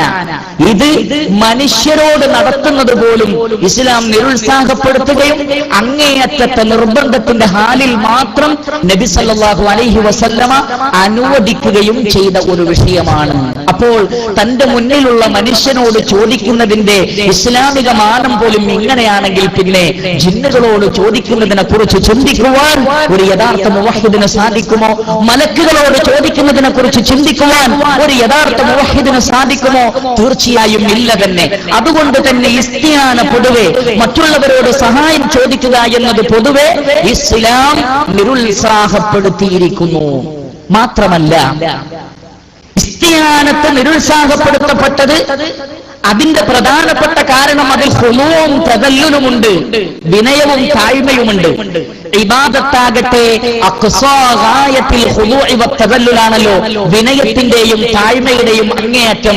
അതുകൊണ്ട് തന്നെ ഖുളൂഉം തദല്ലുലും കാണിച്ച് അവസാനം അത് ഇബാദത്തിന്റെ പരിധിയിൽ വരുന്ന അഖ്സാ ഗായത്തിൽ ഖുളൂഇ വതദല്ലുലാകാനുള്ള സാധ്യതയുണ്ട്. അതുകൊണ്ട് തന്നെ സൃഷ്ടികളുടെ മുമ്പിൽ ഓച്ചാനിച്ചു നിൽക്കുക എന്നത് ശരിയല്ല. കാരണം അത് പിന്നീട് ആ വ്യക്തിയെ ശിർക്കിലേക്ക് നയിക്കുക തന്നെ ചെയ്യും, അല്ലെങ്കിൽ സൃഷ്ടികളെ അമിതമായി ആശ്രയിക്കുന്നതിലേക്ക് എത്തിക്കുക തന്നെ ചെയ്യും. സൂറത്തു തൗബയിൽ ഒരു വചനമുണ്ട്. അല്ലാഹു സുബ്ഹാനഹു വ തആല പറയുന്നു, വലൗ അന്നഹും റദൂ മാ ആതാഹുമുല്ലാഹു വ റസൂലുഹു വഖാലൂ ഹസ്ബുനല്ലാഹു സയുഅ്തീനല്ലാഹു മിൻ ഫദ്ലിഹി വ റസൂലുഹു ഇന്നാ ഇലല്ലാഹി റാഗിബൂൻ. അല്ലാഹു പറയുകയാണ്, റസൂൽ സല്ലല്ലാഹു അലൈഹി വസല്ലമ നൽകിയിട്ടുള്ള ചില വിഷയങ്ങളിൽ അസംതൃപ്തി കാണിച്ച ആളുകളെ സംബന്ധിച്ച് അല്ലാഹു പറയുന്നു, വലൗ അന്നഹും റദൂ മാ ആതാഹുമുല്ലാഹു വ റസൂലുഹു, അല്ലാഹുവും റസൂലും നൽകിയതിൽ അവർ സംതൃപ്തി കാണിച്ചിരുന്നെങ്കിൽ, വഖാലു, എന്നിട്ട് അവർ ഇങ്ങനെ പറയണം. എന്താ പറയേണ്ടത്? ഹസ്ബുനല്ലാഹ്, ഞങ്ങൾക്ക് അല്ലാഹു മതി. അവിടെ ഹസ്ബുനല്ലാഹു വ റസൂലുഹു എന്ന് അല്ലാഹു ഉപയോഗിച്ചില്ല. അല്ലാഹുവും റസൂലും നൽകുന്നതിൽ സംതൃപ്തിപ്പെടുക. എന്നാൽ ഹസ്ബിന്റെ കാര്യം പറഞ്ഞപ്പോൾ അല്ലാഹു എന്തേ പറഞ്ഞുള്ളൂ? ഹസ്ബുനല്ലാഹ്, ഞങ്ങൾക്ക് അല്ലാഹു മതി, വ റസൂലുഹു എന്ന് പറഞ്ഞില്ല. വീണ്ടും സയുഅ്തീനല്ലാഹു മിൻ ഫദ്ലിഹി വ റസൂലുഹു, അല്ലാഹുവും റസൂലും അവരുടെ ഔദാര്യത്തിൽ ഞങ്ങൾക്ക് നൽകുന്നതാകുന്നു. എന്നാൽ പിന്നീട് പറയുന്നതോ, ഇന്നാ ഇലല്ലാഹി റാഗിബൂൻ, ഞങ്ങൾ അല്ലാഹുവിലേക്ക് റഗ്ബത്തുള്ളവരാകുന്നു. അവിടെ ഇന്നാ ഇലല്ലാഹി വ റസൂലിഹി റാഗിബൂൻ എന്ന് പറഞ്ഞില്ല. പിന്നെയോ അല്ലാഹുവിലേക്കാകുന്നു ഞങ്ങളുടെ റഗ്ബത്ത്, ഞങ്ങളുടെ പ്രതീക്ഷ, പടച്ച റബ്ബിൽ നിന്നുള്ള സഹായം, പടച്ച റബ്ബിൽ നിന്നുള്ള നിന്നുള്ള നസ്ർ അത് മാത്രമാകുന്നു ഞങ്ങൾ ഉദ്ദേശിക്കുന്നത്. അവരുടെ റഗ്ബത്ത് അല്ലാഹു സുബ്ഹാനഹു വ തആലയിലേക്ക് മാത്രം അവർ സമർപ്പിച്ചു. ഫഇദാ ഫറഗ്ത ഫൻസബ് വഇലാ റബ്ബിക ഫറഗ്ബ്. നീ നിന്റെ ആഗ്രഹങ്ങൾ മുഴുവൻ നിന്റെ രക്ഷിതാവിലേക്ക് സമർപ്പിക്കുക, അല്ലാഹുവിലേക്ക് സമർപ്പിക്കുക. അതാണ് തൗഹീദിന്റെ താല്പര്യം, അതാണ് തൗഹീദ് നമ്മളെ പഠിപ്പിക്കുന്നത്. ആ തൗഹീദിന്റെ ജവാനിബുകളെ സ്പർശിക്കുന്നതാണ് അനാവശ്യമായ ഇസ്തിആന. അതുകൊണ്ട് തന്നെ തന്റെ മുന്നിലുള്ള ഹയ്യും ഹാദിറും ഖാദിറുമായ ഒരാളോട് പോലും ഇസ്തിആന നടത്തൽ ഇസ്ലാം അങ്ങേയറ്റം നിരുത്സാഹപ്പെടുത്തിയിരിക്കുന്നു. കാരണം അഖ്സാ ഗായത്തുൽ ഖുദൂഇ വത്തദല്ലുൽ എന്ന് വിശേഷിപ്പിക്കപ്പെട്ട ഇബാദത്തിലേക്ക് അതെത്താൻ വളരെ എളുപ്പമാണ് എന്നതുകൊണ്ടാണ്. ശരി, സൃഷ്ടികളോട് ചോദിക്കൽ ഇസ്ലാം നിരുത്സാഹപ്പെടുത്തിയ, അനാവശ്യമായി ചോദിക്കുന്നവർക്ക് അല്ലാഹു ശിക്ഷയുണ്ട് എന്ന് പറഞ്ഞിട്ടുള്ള അത്രയും ഗുരുതരമായ ഒരു പാപമാണെങ്കിൽ ആ പാപം ഏറ്റവും കടുത്ത ശിർക്കിലേക്ക് എത്തുന്ന സമയവും സന്ദർഭങ്ങളും എപ്പോഴാണ് എന്ന് ശരീഅത്ത് വിശദീകരിച്ചു തന്നു. കാരണം വലാകിന്നഹു ഉബീഹ ലിൽ ളറൂറ എന്ന് പറഞ്ഞില്ലേ, ളറൂറത്തിന്റെ ഹാലിൽ അനുവദിക്കപ്പെട്ടതാണ്. പക്ഷേ ആ അനുവദിക്കപ്പെട്ടതിനു എന്തുണ്ട്? ഒരു ബൗണ്ടറി ഉണ്ട്. ആ ബൗണ്ടറി കടന്നാൽ, ആ പരിധി കടന്നാൽ അത് പിന്നെ ഖുദൂഇൽ നിന്നും തദല്ലുലിൽ നിന്നും അഖ്സാ ഗായത്തിൽ ഖുദൂഇ വതദല്ലുലിലേക്ക് എത്തും. അഥവാ വിനയത്തിൽ നിന്നും താഴ്മയിൽ നിന്നും പരമമായ വിനയത്തിലേക്കും താഴ്മയിലേക്കും അതെത്തും. ആ ബൗണ്ടറി ഏതാണ് എന്ന് പണ്ഡിതന്മാർ വിശദീകരിച്ചു തന്നു.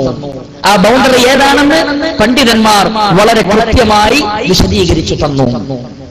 ഷെയ്ഖ് സാലിഹുൽ ഉസൈമീൻ റഹിമഹുല്ലാഹ് കിതാബ് തൗഹീദിന്റെ ഷർഹിൽ, മുഹമ്മദ് ഇബ്നു അബ്ദുൽ വഹാബിന്റെ കിതാബ് തൗഹീദിന്റെ ഷർഹിൽ അല്ലാഹു അല്ലാത്ത ആളുകളോട് സഹായം ചോദിക്കൽ, ഇസ്തിആദ നടത്തൽ ശിർക്കാണ് എന്ന് പറഞ്ഞ ബാബിൽ അതിന് വിശദീകരണം നൽകുന്നിടത്ത് ലോക സലഫി പണ്ഡിതന്മാർ മുഴുവൻ, അഹ്ലുസുന്നത്തി വൽ ജമാഅത്തിന്റെ പണ്ഡിതന്മാർ മുഴുവൻ അംഗീകരിച്ച ഒരു തത്വം അദ്ദേഹം പറയുന്നു.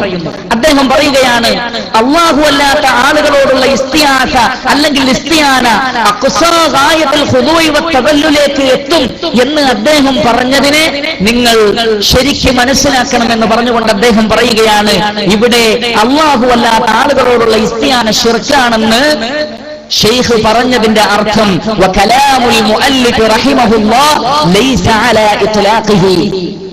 അല്ലാഹു അല്ലാത്ത ആളുകളോടുള്ള ഇസ്തിആന ശിർക്കാണെന്ന് പറഞ്ഞത് മൊത്തത്തിൽ മുത്ലഖായി പറഞ്ഞതല്ല. പിന്നെയോ ബൽ യുഖയ്യിദ് ബിമാ ലാ യഖ്ദിറു അലൈഹിൽ മുസ്തഗാസു ബിഹി.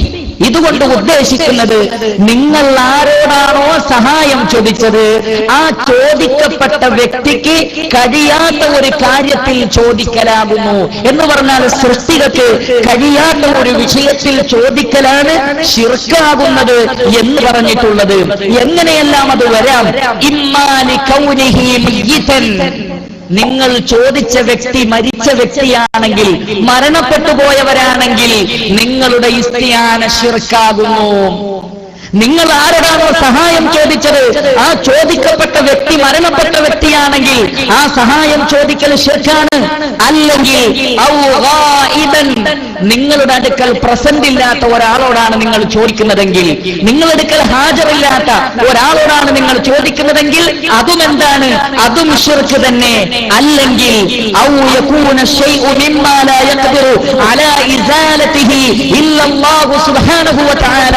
നിങ്ങൾ ചോദിച്ച വിഷയം പടച്ച റബ്ബിന് മാത്രം കഴിയുന്ന കാര്യമാണെങ്കിൽ, അത് നിങ്ങളുടെ മുമ്പിൽ ഹയ്യായുള്ള ജീവനുള്ള ആളാണെങ്കിലും ശരി, നിങ്ങളുടെ മുമ്പിൽ പ്രസന്റ് ഉള്ള ആളാണെങ്കിലും ശരി, നിങ്ങൾ ചോദിച്ചത് പടച്ച റബ്ബിന്റെ കഴിവിൽപ്പെട്ട കാര്യമാണ് ചോദിക്കുന്നതെങ്കിൽ അതും ശിർക്കാകുന്നു. എന്നിട്ട് അദ്ദേഹം പറഞ്ഞു, ഫലോ ഇസ്തിഗാസ ബിമയ്യിതിൻ ലിയുദാഫിഅ അൻ ഔ ബിഗായിബിൻ ഔ ബിഹയ്യിൻ ഹാളിരിൻ ലിയുൻസിലൽ മതറ ഫഹാദാ കുല്ലുഹു മിനശ് ശിർക്ക്. ആരെങ്കിലും മയ്യത്തായ ഒരാളോടോ അല്ലെങ്കിൽ തന്റെ അടുക്കൽ പ്രസന്റ് ഇല്ലാത്ത ഒരാളോടോ അതല്ലെങ്കിൽ സൃഷ്ടാവായ റബ്ബിന് മാത്രം കഴിയുന്ന മഴ വർഷിപ്പിക്കുക, ഹിദായത്ത് നൽകുക, പാപങ്ങൾ പുറത്തു തരിക എന്നിത്യാദി കാര്യങ്ങൾക്കാണ് ചോദിച്ചതെങ്കിൽ അതൊക്കെ ശിർക്കാകുന്നു, ഇബാദത്താകുന്നു, അല്ലാഹുവിനുള്ള ഇബാദത്തിൽ പങ്കുചേർക്കലുമാകുന്നു. എന്നാൽ ജീവനുള്ള ഒരാളോട് നിങ്ങൾ സഹായം ചോദിച്ചാൽ, നിങ്ങളുടെ അടുക്കൽ പ്രസന്റ് ഉള്ള ഹാജുള്ള ഒരാളോട് ചോദിച്ചാൽ, ആ സൃഷ്ടിക്ക് കഴിയുന്ന കാര്യമാണ് നിങ്ങൾ ചോദിച്ചതെങ്കിൽ അത് അനുവദനീയമാകുന്നു, അത് അനുവദനീയമാകുന്നു. ചോദിക്കപ്പെട്ടവൻ ഹയ്യാകണം, ഹാളിറാവണം, ഖാദിറാകണം. ഇതൊരു ഗ്രന്ഥങ്ങളിലല്ല, എണ്ണമറ്റ ഗ്രന്ഥങ്ങളിൽ നിന്ന് അഹ്ലുസുന്നത്തി വൽ ജമാഅത്തിന്റെ പണ്ഡിതന്മാർ അഖീദയും തൗഹീദും വിശദീകരിക്കുന്ന ഗ്രന്ഥങ്ങളിൽ നിന്ന് ആയിരക്കണക്കിന് ഉദ്ധരണികൾ ഇതേ കാര്യം വിശദീകരിക്കുന്ന നമുക്ക് കാണാൻ സാധിക്കും. എന്തുകൊണ്ടെന്നാൽ ഒരു മനുഷ്യന് ശിർക്ക് ചെയ്യുന്നു എന്ന് പറഞ്ഞാൽ അതിന്റെ അർത്ഥം അയാൾ നരകത്തിൽ നിത്യവാസിയാകും എന്നതാണ്, സ്വർഗത്തിൽ ഒരിക്കലും പ്രവേശനം ലഭിക്കില്ല എന്നതാണ്, അല്ലാഹു ഒരിക്കലും പൊറുക്കാത്ത പാപമാണ് ചെയ്യുന്നത് എന്നതാണ്, അയാളുടെ നോമ്പും നമസ്കാരവും ഹജ്ജും സകാത്തും സദഖയും എല്ലാം നിഷ്ഫലമായി എന്നതാണ്. ഒരു മനുഷ്യന്റെ മുഴുവൻ അമലുകളും പൊളിഞ്ഞുപോയി എന്ന് പറയണമെങ്കിൽ തത്തുല്യമായ ദലീൽ കൊണ്ടല്ലാതെ അത് സ്ഥാപിക്കുക സാധ്യമല്ല. ഇസ്ലാമിൽ ഒരു പ്രധാനപ്പെട്ട തത്വമുണ്ട്. എന്താണ് തത്വം എന്നറിയുമോ? ദലീലുകളുടെ അടിസ്ഥാനത്തിൽ സ്ഥാപിക്കപ്പെട്ട ഒരു കർമ്മം, ഒരു ആരാധന, ഒരു പ്രവൃത്തി തത്തുല്യമായ ദലീൽ കൊണ്ടല്ലാതെ പൊളിയുകയില്ല, പൊളിഞ്ഞു എന്ന് പറയാൻ പറ്റില്ല. ഉദാഹരണത്തിന് ഒരാൾ ഹദീസിൽ വന്നതുപോലെ വുളു എടുത്തു, ഒരാൾ ഹദീസിൽ വന്ന രൂപത്തിൽ വുളു എടുത്തു, അയാളുടെ വുളു ബാത്തിലാണ് എന്ന് പറയണമെങ്കിൽ ഹദീസിൽ സ്ഥിരപ്പെട്ട കാരണങ്ങൾ നമ്മൾ പറയണം. ഒന്നെങ്കിൽ മുൻദ്വാരത്തിലൂടെയോ പിൻദ്വാരത്തിലൂടെയോ വല്ലതും പുറപ്പെട്ടാൽ നമുക്ക് അയാളോട് പറയാം, നിങ്ങളുടെ വുളു ബാത്തിലാണ്, കാരണം വുളു ബാത്തിലാകുന്ന കാര്യമായി റസൂലുള്ള പഠിപ്പിച്ച ഒരു സംഗതി ഉണ്ടായിരിക്കുന്നു. അയാൾ ഗാഢമായി ഉറങ്ങിയാൽ നമുക്ക് പറയാം, നിങ്ങളുടെ വുളു ബാത്തിലാണ്. അല്ലെങ്കിൽ അയാൾ തന്റെ ഇണയുമായി ലൈംഗിക ബന്ധത്തിൽ ഏർപ്പെട്ടാൽ, അല്ലെങ്കിൽ ഒട്ടകമാംസം കഴിച്ചാൽ, ഇങ്ങനെയൊക്കെയുള്ള അവസ്ഥയിൽ നമുക്ക് അയാളോട് പറയാം, താങ്കളുടെ വുളു ബാത്തിലാണ്. എന്തുകൊണ്ടാണ്? അയാൾ ദലീലിന്റെ അടിസ്ഥാനത്തിൽ ചെയ്ത ഒരു കർമ്മം തത്തുല്യമായ ദലീൽ കൊണ്ട് തന്നെ ബാത്തിലാണെന്ന് നമ്മൾ തെളിവ് സമർത്ഥിക്കുന്നു. എന്നാൽ ഒരാൾ വുളു എടുത്തതിന് ശേഷം ചായ കുടിച്ചു, നമുക്ക് അയാളോട് പറയാൻ സാധിക്കുമോ നിങ്ങളുടെ വുളു ബാത്തിലാണ് എന്ന്? ഇല്ല. എന്തുകൊണ്ട്? വുളു ബാത്തിലാകുന്ന കാര്യമാണ് ചായ കുടിക്കുക എന്ന് ദലീൽ കൊണ്ട് സമർത്ഥിക്കാൻ സാധിക്കണം. ഇല്ലെങ്കിൽ അയാളുടെ വുളു വുളുവായി തന്നെ നിലനിൽക്കും. ആര് എന്തൊക്കെ പറഞ്ഞാലും അയാൾ ദലീൽ കൊണ്ട് ചെയ്ത ആ കർമ്മം അത് സ്ഥിരപ്പെട്ടത് തന്നെയാകുന്നു. ഇത് ഇസ്ലാമിലെ അടിസ്ഥാനപരമായ ഒരു തത്വമാണ്. അതുകൊണ്ടാണ് മഹാന്മാരായ പണ്ഡിതന്മാർ ഒരു മനുഷ്യൻ കാഫിറാണോ, ഒരു മനുഷ്യൻ മുശ്രിക്കാണോ എന്ന വിഷയത്തിൽ ഗൗരവതരമായ ചിന്ത നടത്തിയിട്ടുള്ളത്. പഠിച്ച് മനസ്സിലാക്കി അയാളുടെ അഖീദ പരിശോധിക്കാതെ നീ ഇസ്ലാമിൽ നിന്ന് പുറത്താണ്, നീ കാഫിറാണ്, നീ മുശ്രിക്കാണ് എന്ന് പറയുക സാധ്യമല്ല. അതുകൊണ്ടാണ് ലാ ഇലാഹ ഇല്ലല്ലാഹ് ചൊല്ലിയ ഒരു വ്യക്തിയെ റസൂലേ ഞാൻ വധിച്ചു എന്ന് പറഞ്ഞ സ്വഹാബിയോട് അദ്ദേഹം എന്നിൽ നിന്ന് രക്ഷപ്പെടാൻ വേണ്ടിയാണ് അത് പറഞ്ഞത് എന്ന് പറഞ്ഞപ്പോ നബി സല്ലല്ലാഹു അലൈഹി വസല്ലം ചോദിച്ചത്, അയാളുടെ ഹൃദയം നീ കുത്തിത്തുറന്ന് നോക്കിയോ, അയാളുടെ ഹൃദയത്തിലുള്ള അഖീദ നീ പരിശോധിച്ചോ? അങ്ങനെ പറയാനെന്നാണ്. ആ സ്വഹാബി പറയുകയാണ്, നബി സല്ലല്ലാഹു അലൈഹി വസല്ലം അത് പറഞ്ഞതിന്റെ ഗൗരവം ഓർത്തപ്പോൾ അന്ന് വരെ ഞാൻ മുസ്ലിം അല്ലായിരുന്നെങ്കിൽ എന്ന് ഞാൻ ആഗ്രഹിച്ചു പോയി എന്ന് ആ സ്വഹാബി പറഞ്ഞത് അത്രക്ക് ഗൗരവത്തോടെ കൂടിയാണ് റസൂൽ കരീം സല്ലല്ലാഹു അലൈഹി വസല്ലം അത് പറഞ്ഞത്. അതുകൊണ്ടാണ് നിങ്ങളിൽ ആരെങ്കിലും തന്റെ സഹോദരനെ അനാവശ്യമായി തെളിവുകളില്ലാതെ ദലീലുകളില്ലാതെ കാഫിർ എന്ന് പറഞ്ഞാൽ ആ പറഞ്ഞവൻ കാഫിറായി തീരുമെന്ന് നബി സല്ലല്ലാഹു അലൈഹി വസല്ലം സ്ഥിരപ്പെടുത്തി. ഒന്നാമത്തത് സംശയമാണെങ്കിൽ രണ്ടാമത്തത് ഉറച്ച വിഷയമാണ്.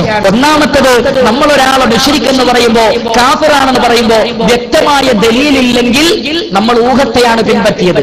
എന്നാൽ അങ്ങനെ പറഞ്ഞവന്റെ വിധി എന്താ? അത് ദലീൽ കൊണ്ട് സ്ഥിരപ്പെട്ടതാണ്. അവൻ കാഫിറാണ്, അവൻ ഇസ്ലാമിൽ നിന്ന് പുറത്താണ്. എന്തുകൊണ്ടെന്നാൽ ദലീലില്ലാതെ സംസാരിച്ചിരിക്കുന്നു, തെളിവില്ലാതെ സംസാരിച്ചിരിക്കുന്നു, ഊഹത്തെ പിൻപറ്റിക്കൊണ്ട് സംസാരിച്ചിരിക്കുന്നു. അതുകൊണ്ട് തന്നെ വളരെ ഗൗരവപ്പെട്ട വിഷയമാണ്.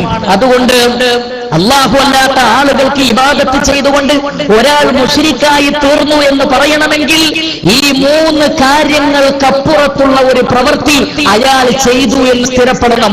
ഒന്നെങ്കിൽ അയാൾ മരണപ്പെട്ട വ്യക്തിയോട് ഇസ്തിഹാസ ചെയ്യണം, അല്ലെങ്കിൽ അയാൾ ഗായിബായ ഒരാളോട് ഇസ്തിഹാസ ചെയ്യണം, അല്ലെങ്കിൽ പടച്ച റബ്ബിന് മാത്രം കഴിയുന്ന കാര്യം അയാൾ ചോദിക്കണം. അങ്ങനെ ചോദിച്ചിട്ടില്ലെങ്കിൽ അയാൾ അല്ലാഹു അല്ലാത്തവർക്ക് ഇബാദത്ത് ചെയ്തു എന്ന് പറയുക സാധ്യമല്ല. എന്നാൽ അതിനെ താഴെ പറയാൻ പറ്റുന്ന ഹുക്കുമുകൾ പറയാൻ സാധിക്കുന്നതുമാകുന്നു. ഏതുപോലെ ഖനിയായ ഒരു വ്യക്തി, ധനികനായ ഒരു വ്യക്തി ആ സമ്പത്തിന് ആധിക്യമുണ്ടാക്കാൻ വേണ്ടി മറ്റുള്ളവരോട് യാചിക്കാൻ പാടില്ല എന്ന് റസൂൽ കരീം സല്ലല്ലാഹു അലൈഹി വസല്ലമ പഠിപ്പിച്ചിരിക്കുന്നു. അതെന്തുകൊണ്ടാണ്? കാരണം താൻ ചോദിക്കുന്നത് ഹയ്യിനോടാണെങ്കിലും ഹാദിറിനോടാണെങ്കിലും ഖാദിറിനോടാണെങ്കിലും എല്ലാ മസ്അലയും മുത്ലഖായി, എല്ലാ ഇസ്തിആനയും മുത്ലഖായി ഇസ്ലാം അനുവദിച്ചിട്ടില്ല. ചില ആളുകൾ തെറ്റിദ്ധാരണ ഉണ്ടാക്കാൻ ശ്രമിക്കുന്നുണ്ട്. എന്താണ് ആ തെറ്റിദ്ധാരണ എന്നറിയുമോ? ഹയ്യിനോടും ഹാദിറിനോടും ഖാദിറിനോടും ചോദിക്കൽ ജായിസാണെന്ന് പറയുന്ന നിങ്ങൾ ജിന്നിനോട് ചോദിക്കൽ ഹറാമാണെന്ന് പറയുന്നു, വസീലത്തുൽ ശിർക്കാണെന്ന് പറയുന്നു എന്നതാണ് വാദം. അല്ലെങ്കിൽ മലക്കുകളോട് ചോദിക്കൽ ഹറാമാണ്, വസീലത്തുൽ ശിർക്കാണ്. എന്നാൽ തൗഹീദ് വിശദീകരിക്കുന്നതോ ഹയ്യിനോടും ഹാദിറിനോടും ഖാദിറിനോടും ചോദിക്കാമെന്നും പറയുന്നു. ഇത് വൈരുദ്ധ്യമല്ലേ എന്ന് ചോദിക്കുന്നവരുണ്ട്. അവരോട് നമുക്ക് നൽകാനുള്ള മറുപടി, തൗഹീദുമായി ബന്ധപ്പെട്ട് ഒരാളുടെ അഖീദ ശിർക്കിലേക്ക് എത്തുന്നത് എപ്പോൾ എന്ന് വിശദീകരിക്കുന്നിടത്ത് പണ്ഡിതന്മാർ വരച്ച് കാണിച്ച ഹദ്ദുകളാണെന്ത്, ഹയ്യാണോ ഹാദിറാണോ ഖാദിറാണോ എന്ന് പരിശോധിക്കണം. എന്നാൽ ഈ ബൗണ്ടറിയിലുള്ള മുഴുവൻ ആളുകളോടും ഏത് വിഷയവും ചോദിക്കാമെന്നാണോ അതിന്റെ അർത്ഥം? ഒരിക്കലുമല്ല. ഏതുപോലെ? പരിശുദ്ധ ഖുർആൻ എന്നൊരു ഉദാഹരണം ഞാൻ തരാം. സൂറത്തുൽ ബഖറയിൽ നമുക്ക് കാണാം, വഅഹല്ലല്ലാഹുൽ ബൈഅ വഹറമർ റിബാ. അല്ലാഹു കച്ചവടം അനുവദിച്ചിരിക്കുന്നു, പലിശ നിഷിദ്ധമാക്കുകയും ചെയ്തിരിക്കുന്നു. അപ്പൊ കച്ചവടം അനുവദനീയമാണ്, പലിശ നിഷിദ്ധമാണ്. ഈ ആയത്തെടുത്തിട്ട് ഒരാൾ പറയാണ് കച്ചവടം അനുവദനീയമാണ് എന്ന് ഖുർആനിലുണ്ട്, അതുകൊണ്ട് നാളെ മുതൽ ഞാൻ കള്ള് കച്ചവടം ചെയ്യാൻ പോവുകയാണ്, നാളെ മുതൽ ഞാൻ മയക്കുമരുന്ന് കച്ചവടം ചെയ്യാൻ പോവുകയാണ്, നാളെ മുതൽ ഞാൻ ഇന്ന ഹറാമായ കാര്യങ്ങളിലെ കച്ചവടം ചെയ്യാൻ പോവുകയാണ് എന്ന് പറഞ്ഞാൽ അയാളോട് നമ്മൾ എന്ത് പറയും? ഇവിടെ കച്ചവടം അനുവദനീയമാണ് എന്ന് പറയാനുള്ള കാരണം പലിശയുമായി ബന്ധപ്പെട്ട് സംസാരിക്കുമ്പോഴാണ്. കാരണം പലിശയിലൂടെ കിട്ടുന്ന ലാഭം അത് പാടില്ല, എന്നാൽ കച്ചവടത്തിലൂടെ കിട്ടുന്ന ലാഭം അത് പാടുണ്ട് എന്ന് പറയാനാണ് അവിടെ കച്ചവടം അനുവദനീയമെന്ന് പറഞ്ഞത്. അതല്ലാതെ എല്ലാ കച്ചവടവും ആ ഒരൊറ്റ വാക്കുകൊണ്ട് അനുവദനീയമാണ് എന്നാരും ധരിക്കാറില്ല. എന്നതുപോലെ അല്ലാഹു അല്ലാത്ത ആളുകളോട് ചോദിച്ചാൽ അത് ശിർക്കായി തീരുന്നതിന്റെ പരിധി പറയുന്നിടത്ത് ഹയ്യും ഹാദിറും ഖാദിറും പറഞ്ഞു എന്നല്ലാതെ ഹയ്യിനോടും ഹാദിറിനോടും ഖാദിറിനോടും എപ്പോഴും എന്തും ചോദിക്കാമെന്ന ഒരു കാഴ്ചപ്പാട് ഇസ്ലാം അവതരിപ്പിക്കുന്നില്ല. അതുകൊണ്ട് തന്നെയാണ് നിങ്ങളുടെ മുമ്പിലുള്ള മനുഷ്യനോട് ചോദിക്കൽ പോലും പാടില്ല എന്ന് റസൂലുള്ളാഹി സ്വല്ലല്ലാഹു അലൈഹി വസല്ലം പറയാനുള്ള കാരണം, അല്ലാ തസ്അലുന്നാസ ശൈആ, നിങ്ങൾ ജനങ്ങളോട് ഒന്നും ചോദിക്കരുത്. പ്രിയപ്പെട്ടവരെ, ഹയ്യിനോടും ഹാദിറിനോടും ഖാദിറിനോടും ചോദിക്കാമെന്ന് പറയുമ്പോ, അതല്ലെങ്കിൽ അത് അനുവദനീയമാണ് എന്ന് പറയുമ്പോൾ അതിനപ്പുറത്തുള്ളതാണ് ശിർക്ക് എന്ന് പറയുമ്പോൾ ഇതിന് ദലീല് വേണ്ടേ? ഇതിന് തെളിവ് വേണ്ടതില്ലേ? തീർച്ചയായും പരിശുദ്ധ ഖുർആൻ അതിന് തെളിവ് നൽകുന്നു. എന്തൊക്കെയാണ് തെളിവ്? അല്ലാഹു അല്ലാത്ത ആളുകളോടുള്ള ഇസ്തിആന ശിർക്കാണ്, അവർക്കുള്ള ഇബാദത്താണ് എന്ന് പറയാൻ പരിശുദ്ധ ഖുർആൻ ഒന്നാമതായി പറയുന്ന തെളിവ്, നിങ്ങൾ ആരോടാണോ പ്രാർത്ഥിക്കുന്നത്, നിങ്ങൾ ആരെയാണോ വിളിക്കുന്നത്, അവർ അംവാതുൻ ഗൈറു അഹ്യാഇൻ വമാ യശ്ഉറൂന അയ്യാന യുബഅസൂൻ, അവർ മരിച്ചവരാണ്, അവർ ജീവനില്ലാത്തവരാണ്, എന്നാണ് ഖിയാമത്ത് നാളെന്ന് പോലും അറിയാത്തവരാണ്. അപ്പോൾ അല്ലാഹു അല്ലാത്ത ആളുകളെ വിളിക്കുന്നത് ശിർക്കാണെന്ന് ഖുർആൻ പറയാനുള്ള ഒന്നാമത്തെ കാരണം, മരിച്ചവരെയാണ് നിങ്ങൾ വിളിക്കുന്നത്, മരിച്ചവരെ വിളിച്ചാൽ അത് ശിർക്കാകുന്നു എന്നാകുന്നു. രണ്ടാമത് ഗായിബ്, നമ്മുടെ അടുക്കൽ പ്രസന്റ് ഇല്ലാത്ത ആളുകളെ വിളിക്കുക എന്നത് പരിശുദ്ധ ഖുർആൻ പഠിപ്പിക്കുന്ന ഒരു കാര്യമുണ്ട്. എന്താണ്? മനുഷ്യനാകട്ടെ, മലക്കാകട്ടെ, ജിന്നാകട്ടെ, ഇത് മൂന്നിനും ഒരാളുടെ അടുക്കൽ, ഒരു വ്യക്തിയുടെ അടുക്കൽ ഹാജരാവാതെ കേൾക്കാനോ ഉത്തരം ചെയ്യാനോ കഴിയില്ല. മനുഷ്യന്റെ കാര്യത്തിലുള്ള തെളിവ് സൂറത്തുൽ ഫുസ്സിലത്തിലെ 44-ാമത്തെ ആയത്താണ്.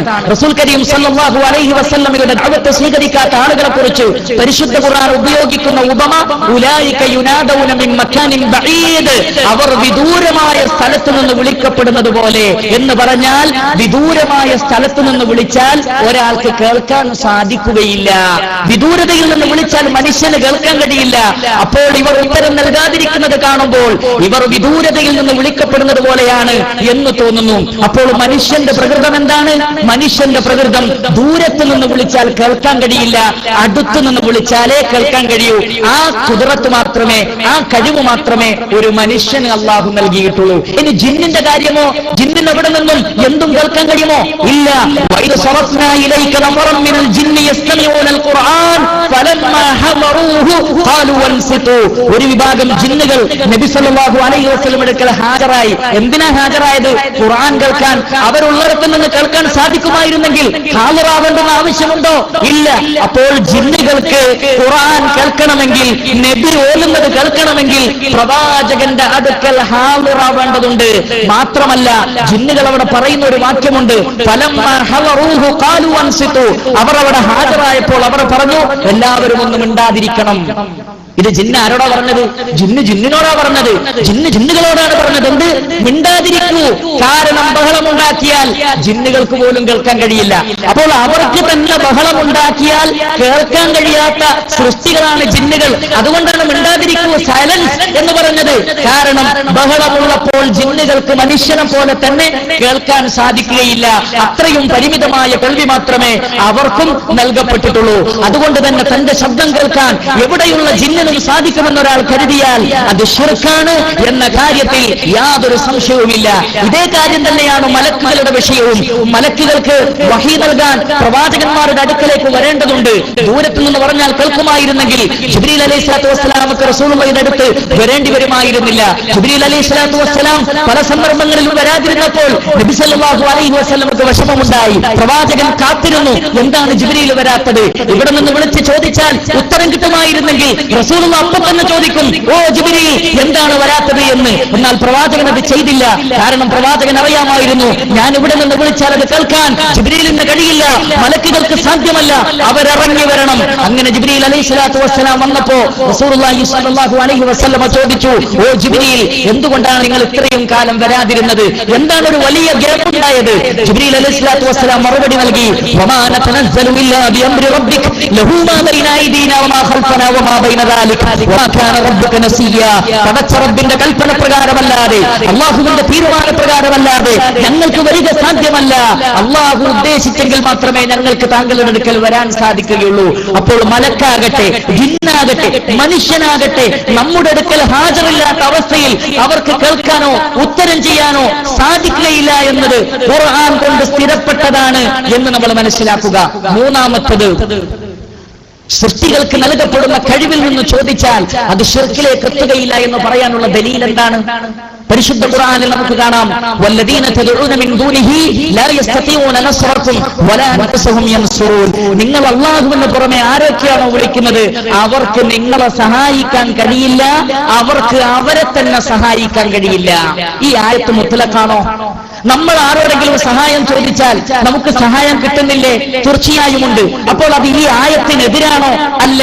അല്ലാഹു തന്നെയാണല്ലോ പറയുന്നത്, തആവനു അലൽ ബിർരി വത്തഖ്വാ വലാ തആവനു അലൽ ഇസ്മി വൽ ഉദ്വാൻ. പുണ്യത്തിലും ഭക്തിയിലും നിങ്ങൾ പരസ്പരം സഹായിക്കണം എന്ന് അല്ലാഹു പറയുന്നു. വൈനിസ്തൻസറൂകും ഫിദ്ദീനി ഫഅലൈകുമുൻ നസ്ർ. നിങ്ങളോട് ദീനിന്റെ കാര്യത്തിൽ സഹായം ചോദിക്കുന്ന ആളുകൾക്ക് സഹായം കൊടുക്കണമെന്നും ഖുർആൻ പറയുന്നു. വമാലക്കും ലാ തുഖാതിലൂന ഫീ സബീലില്ലാഹി വൽ മുസ്തദഅഫീന മിനർ റിജാലി വൽ നിസാഇ വൽ വിൽദാൻ. അല്ലാഹുവിന്റെ മാർഗ്ഗത്തിൽ ദുർബലരാക്കപ്പെട്ട സ്ത്രീകൾക്കും കുട്ടികൾക്കും വേണ്ടിയും അതുപോലെ തന്നെ അടിച്ചമർത്തപ്പെട്ടവർക്ക് വേണ്ടിയും അവരെ സഹായിക്കാൻ വേണ്ടി എന്തുകൊണ്ട് നിങ്ങൾക്ക് യുദ്ധം ചെയ്തുകൂടാ എന്ന് അല്ലാഹു സുബ്ഹാനഹു വ തആല ചോദിക്കുന്നു. അപ്പോൾ അവിടെ സൃഷ്ടികൾക്ക് പരസ്പരം നൽകാൻ സാധിക്കുന്ന കഴിവുണ്ട്, അത് വിരോധമില്ല. അതിനപ്പുറത്ത് നിങ്ങളെ സഹായിക്കാൻ കഴിയാത്ത രൂപത്തിലുള്ള ചോദ്യങ്ങൾ നിങ്ങൾ മറ്റുള്ളവരോട് ചോദിക്കരുത് എന്നതാണ് അതിന്റെ വിശകലനം. അതുകൊണ്ടാണ് റസൂൽ കരീം സല്ലല്ലാഹു അലൈഹി വസല്ലം തന്റെ കരളിന്റെ കഷ്ണമായ ഫാത്തിമ റളിയല്ലാഹു തആല അൻഹയോട് പറഞ്ഞു, മോളെ എന്റെ സമ്പത്തിൽ നിന്ന് നിനക്ക് ചോദിക്കാം, അത് ഞാൻ നിനക്ക് നൽകാം. കാരണം അത് റസൂലുള്ളാന്റെ കഴിവുപ്പെട്ടതാണ്. റസൂലുള്ളാന്റെ കയ്യിലുള്ള ആ സ്വത്ത് അത് മക്കൾ ചോദിച്ചാൽ മക്കൾക്ക് കൊടുക്കാൻ റസൂലുള്ളാക്ക് കഴിയും. അതുകൊണ്ട് എനിക്ക് കഴിയുന്ന കാര്യമാണ് മോളെ അത്. അതുകൊണ്ട് നീ അത് ചോദിച്ചാൽ നിനക്ക് ഞാൻ അത് നൽകാം. എന്നാൽ മോളെ നരകത്തിൽ നിന്ന് നിന്നെ രക്ഷപ്പെടുത്തണേ എന്ന് നീ എന്നോട് പറയരുത്. കാരണം അതെന്റെ കഴിവിൽപ്പെട്ടതല്ല, അത് സൃഷ്ടാവായ അല്ലാഹുവിന്റെ കഴിവിൽപ്പെട്ടതാണ്. അത് പടച്ച റബ്ബിനോട് മാത്രം ചോദിക്കുക, അത് നീ എന്നോട് ചോദിക്കരുത്. അപ്പോൾ എന്റെ കഴിവിൽപ്പെട്ടത് ചോദിച്ചോ, എന്റെ കഴിവിൽപ്പെടാത്തത് ചോദിക്കരുത് എന്ന് നബി സല്ലല്ലാഹു അലൈഹി വസല്ലം പഠിപ്പിക്കുന്നു. അപ്പോൾ ഖാദ്ർ എന്നത് പണ്ഡിതന്മാർ വെറുതെ ഉണ്ടാക്കിയതല്ല, ഖുർആനിന്റെയും ഹദീസിന്റെയും അടിസ്ഥാനത്തിലാണ് ഈ 3 തത്വങ്ങളും അവർ ആവിഷ്കരിച്ചിട്ടുള്ളത്. കാരണം ഈ 3 തത്വങ്ങളുടെ അപ്പുറത്തേക്ക് ഒരാൾ ചിന്തിക്കുമ്പോൾ അവിടെ എന്തു വരുന്നു? അവിടെ ഇബാദത്ത് വരുന്നു, അല്ലാഹുവിന്റെ റുബൂബിയത്തിൽ പങ്കുചേർക്കൽ വരുന്നു, അല്ലാഹുവിന്റെ ഉലൂഹിയത്തിൽ പങ്കുചേർക്കൽ വരുന്നു, അല്ലാഹുവിന്റെ അസ്മായിലും സിഫാത്തിലും പങ്കുചേർക്കൽ വരുന്നു. എന്നാൽ ജീവനുള്ള ഒരു വ്യക്തി തന്റെ അടുക്കൽ പ്രസന്റ് ആണ്, അയാൾക്ക് സാധിക്കുന്ന ഒരു കാര്യമാണ് ചോദിക്കുന്നത് എന്ന ഒരു ധാരണ ഹൃദയത്തിൽ വരുമ്പോൾ ഒരിക്കലും തന്നെ അവിടെ റുബൂബിയത്തിലോ ഉലൂഹിയത്തിലോ അസ്മായിലോ സിഫാത്തിലോ പങ്കു ചേർക്കുന്ന അവസ്ഥയുണ്ടാകുന്നില്ല. ഇതാണ് പണ്ഡിതന്മാർ വിശദീകരിച്ചത്. അതുകൊണ്ട് തന്നെ ഹയ്യും ഹാദിറും ഖാദിറുമായ ഒരാളോട് ഇസ്തിഹാന നടത്തൽ തന്നെ ഇസ്ലാം നിരുത്സാഹപ്പെടുത്തിയിരിക്കുന്നു. ഒരു നിലക്കും നമുക്ക് പാടില്ലാത്തതാകുന്നു. എന്നാൽ ഈ ഹയ്യും ഹാദിറും ഖാദിറും എന്ന അവസ്ഥ മാറിയാലോ പിന്നെ രക്ഷയില്ല, അവൻ ഇസ്ലാമിൽ നിന്ന് പുറത്താണ് എന്ന തത്വമാണ്, എന്ന കാര്യമാണ് നമ്മൾ മനസ്സിലാക്കേണ്ടത്. ഈ ഒരു തത്വത്തിന്റെ അടിസ്ഥാനത്തിൽ നിന്നുകൊണ്ടാണ് ഇന്നത്തെ വിവാദ വിഷയമുണ്ടായിട്ടുള്ളത് എന്ന് നമ്മൾ മനസ്സിലാക്കണം.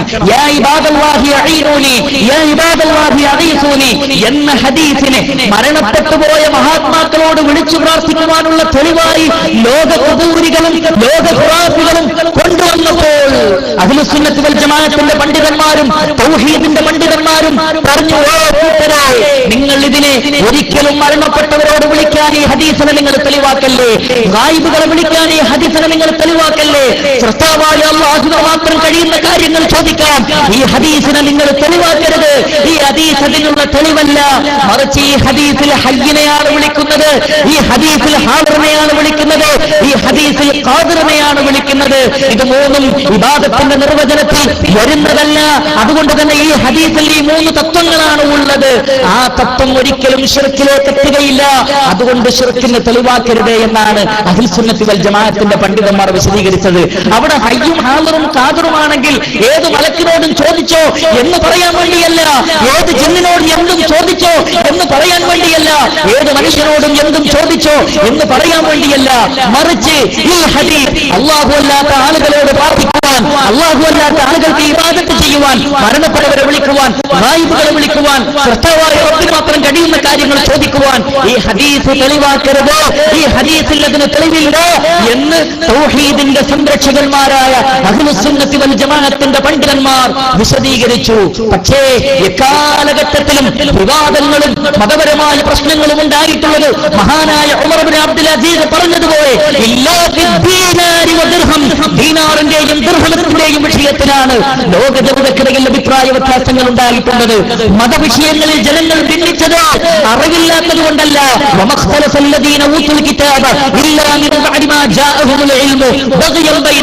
വേദം നൽകപ്പെട്ടവർ ഭിന്നിച്ചത് വിജ്ഞാനമില്ലാത്തത് കൊണ്ടല്ല, അറിവില്ലാത്തത് കൊണ്ടല്ല, പിന്നെയോ ബഗയം ബൈനഹും പരസ്പരമുള്ള വിദ്വേഷമാണ് അവർ ഈ നിലക്കുള്ള ഭിന്നതയിൽ എത്തിച്ചത്. വേദഗ്രന്ഥങ്ങളുടെ കുറവ് കൊണ്ടല്ല, അമ്പ്യാക്കളുടെ കുറവ് കൊണ്ടല്ല, വിജ്ഞാനത്തിന്റെ കുറവ് കൊണ്ടല്ല.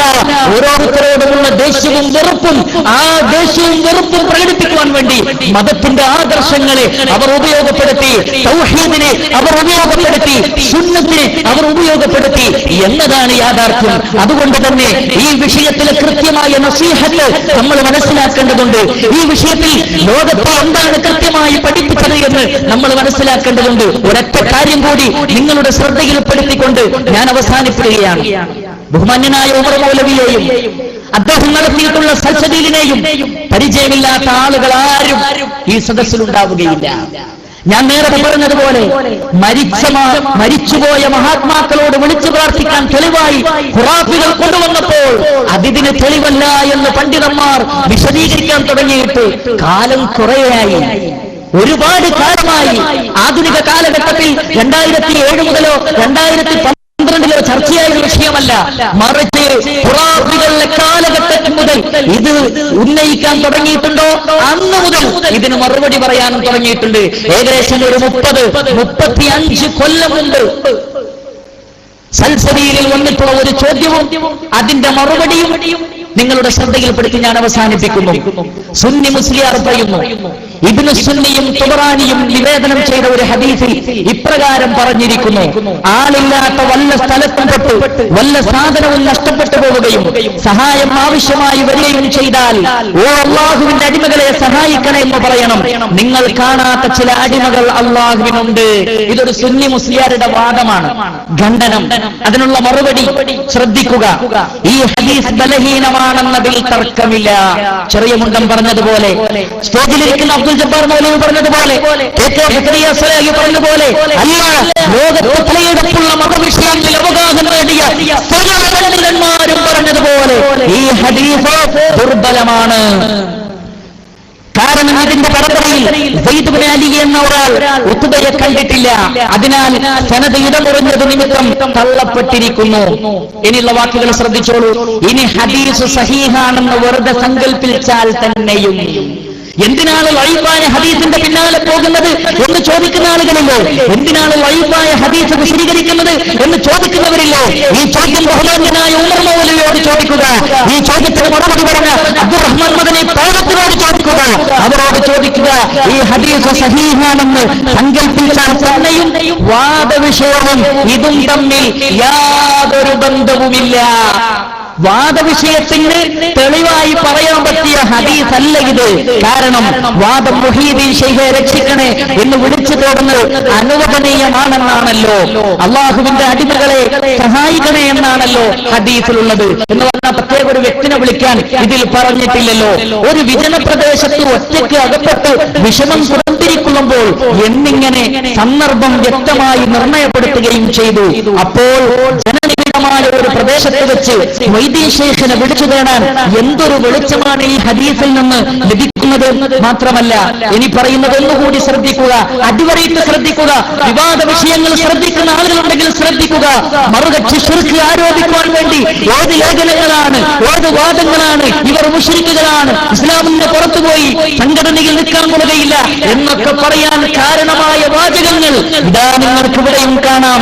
എന്നിട്ട് അദ്ദേഹം പറയുന്നു, സഹായിക്കാൻ ആരെയും കാണാതെ അത്യധികം വിഷമത്തിൽ അകപ്പെടുന്ന സമയത്ത് യാ ഇബാദല്ലാഹ് എന്ന് വിളിച്ചാൽ അള്ളാഹുവിന്റെ മലക്കുകളും ജിന്നുകളും ആ ഗതിമുട്ടിയ മുഅ്മിനിനെ സഹായിക്കാൻ വന്നെത്തുമെന്ന് പ്രതീക്ഷിക്കാം.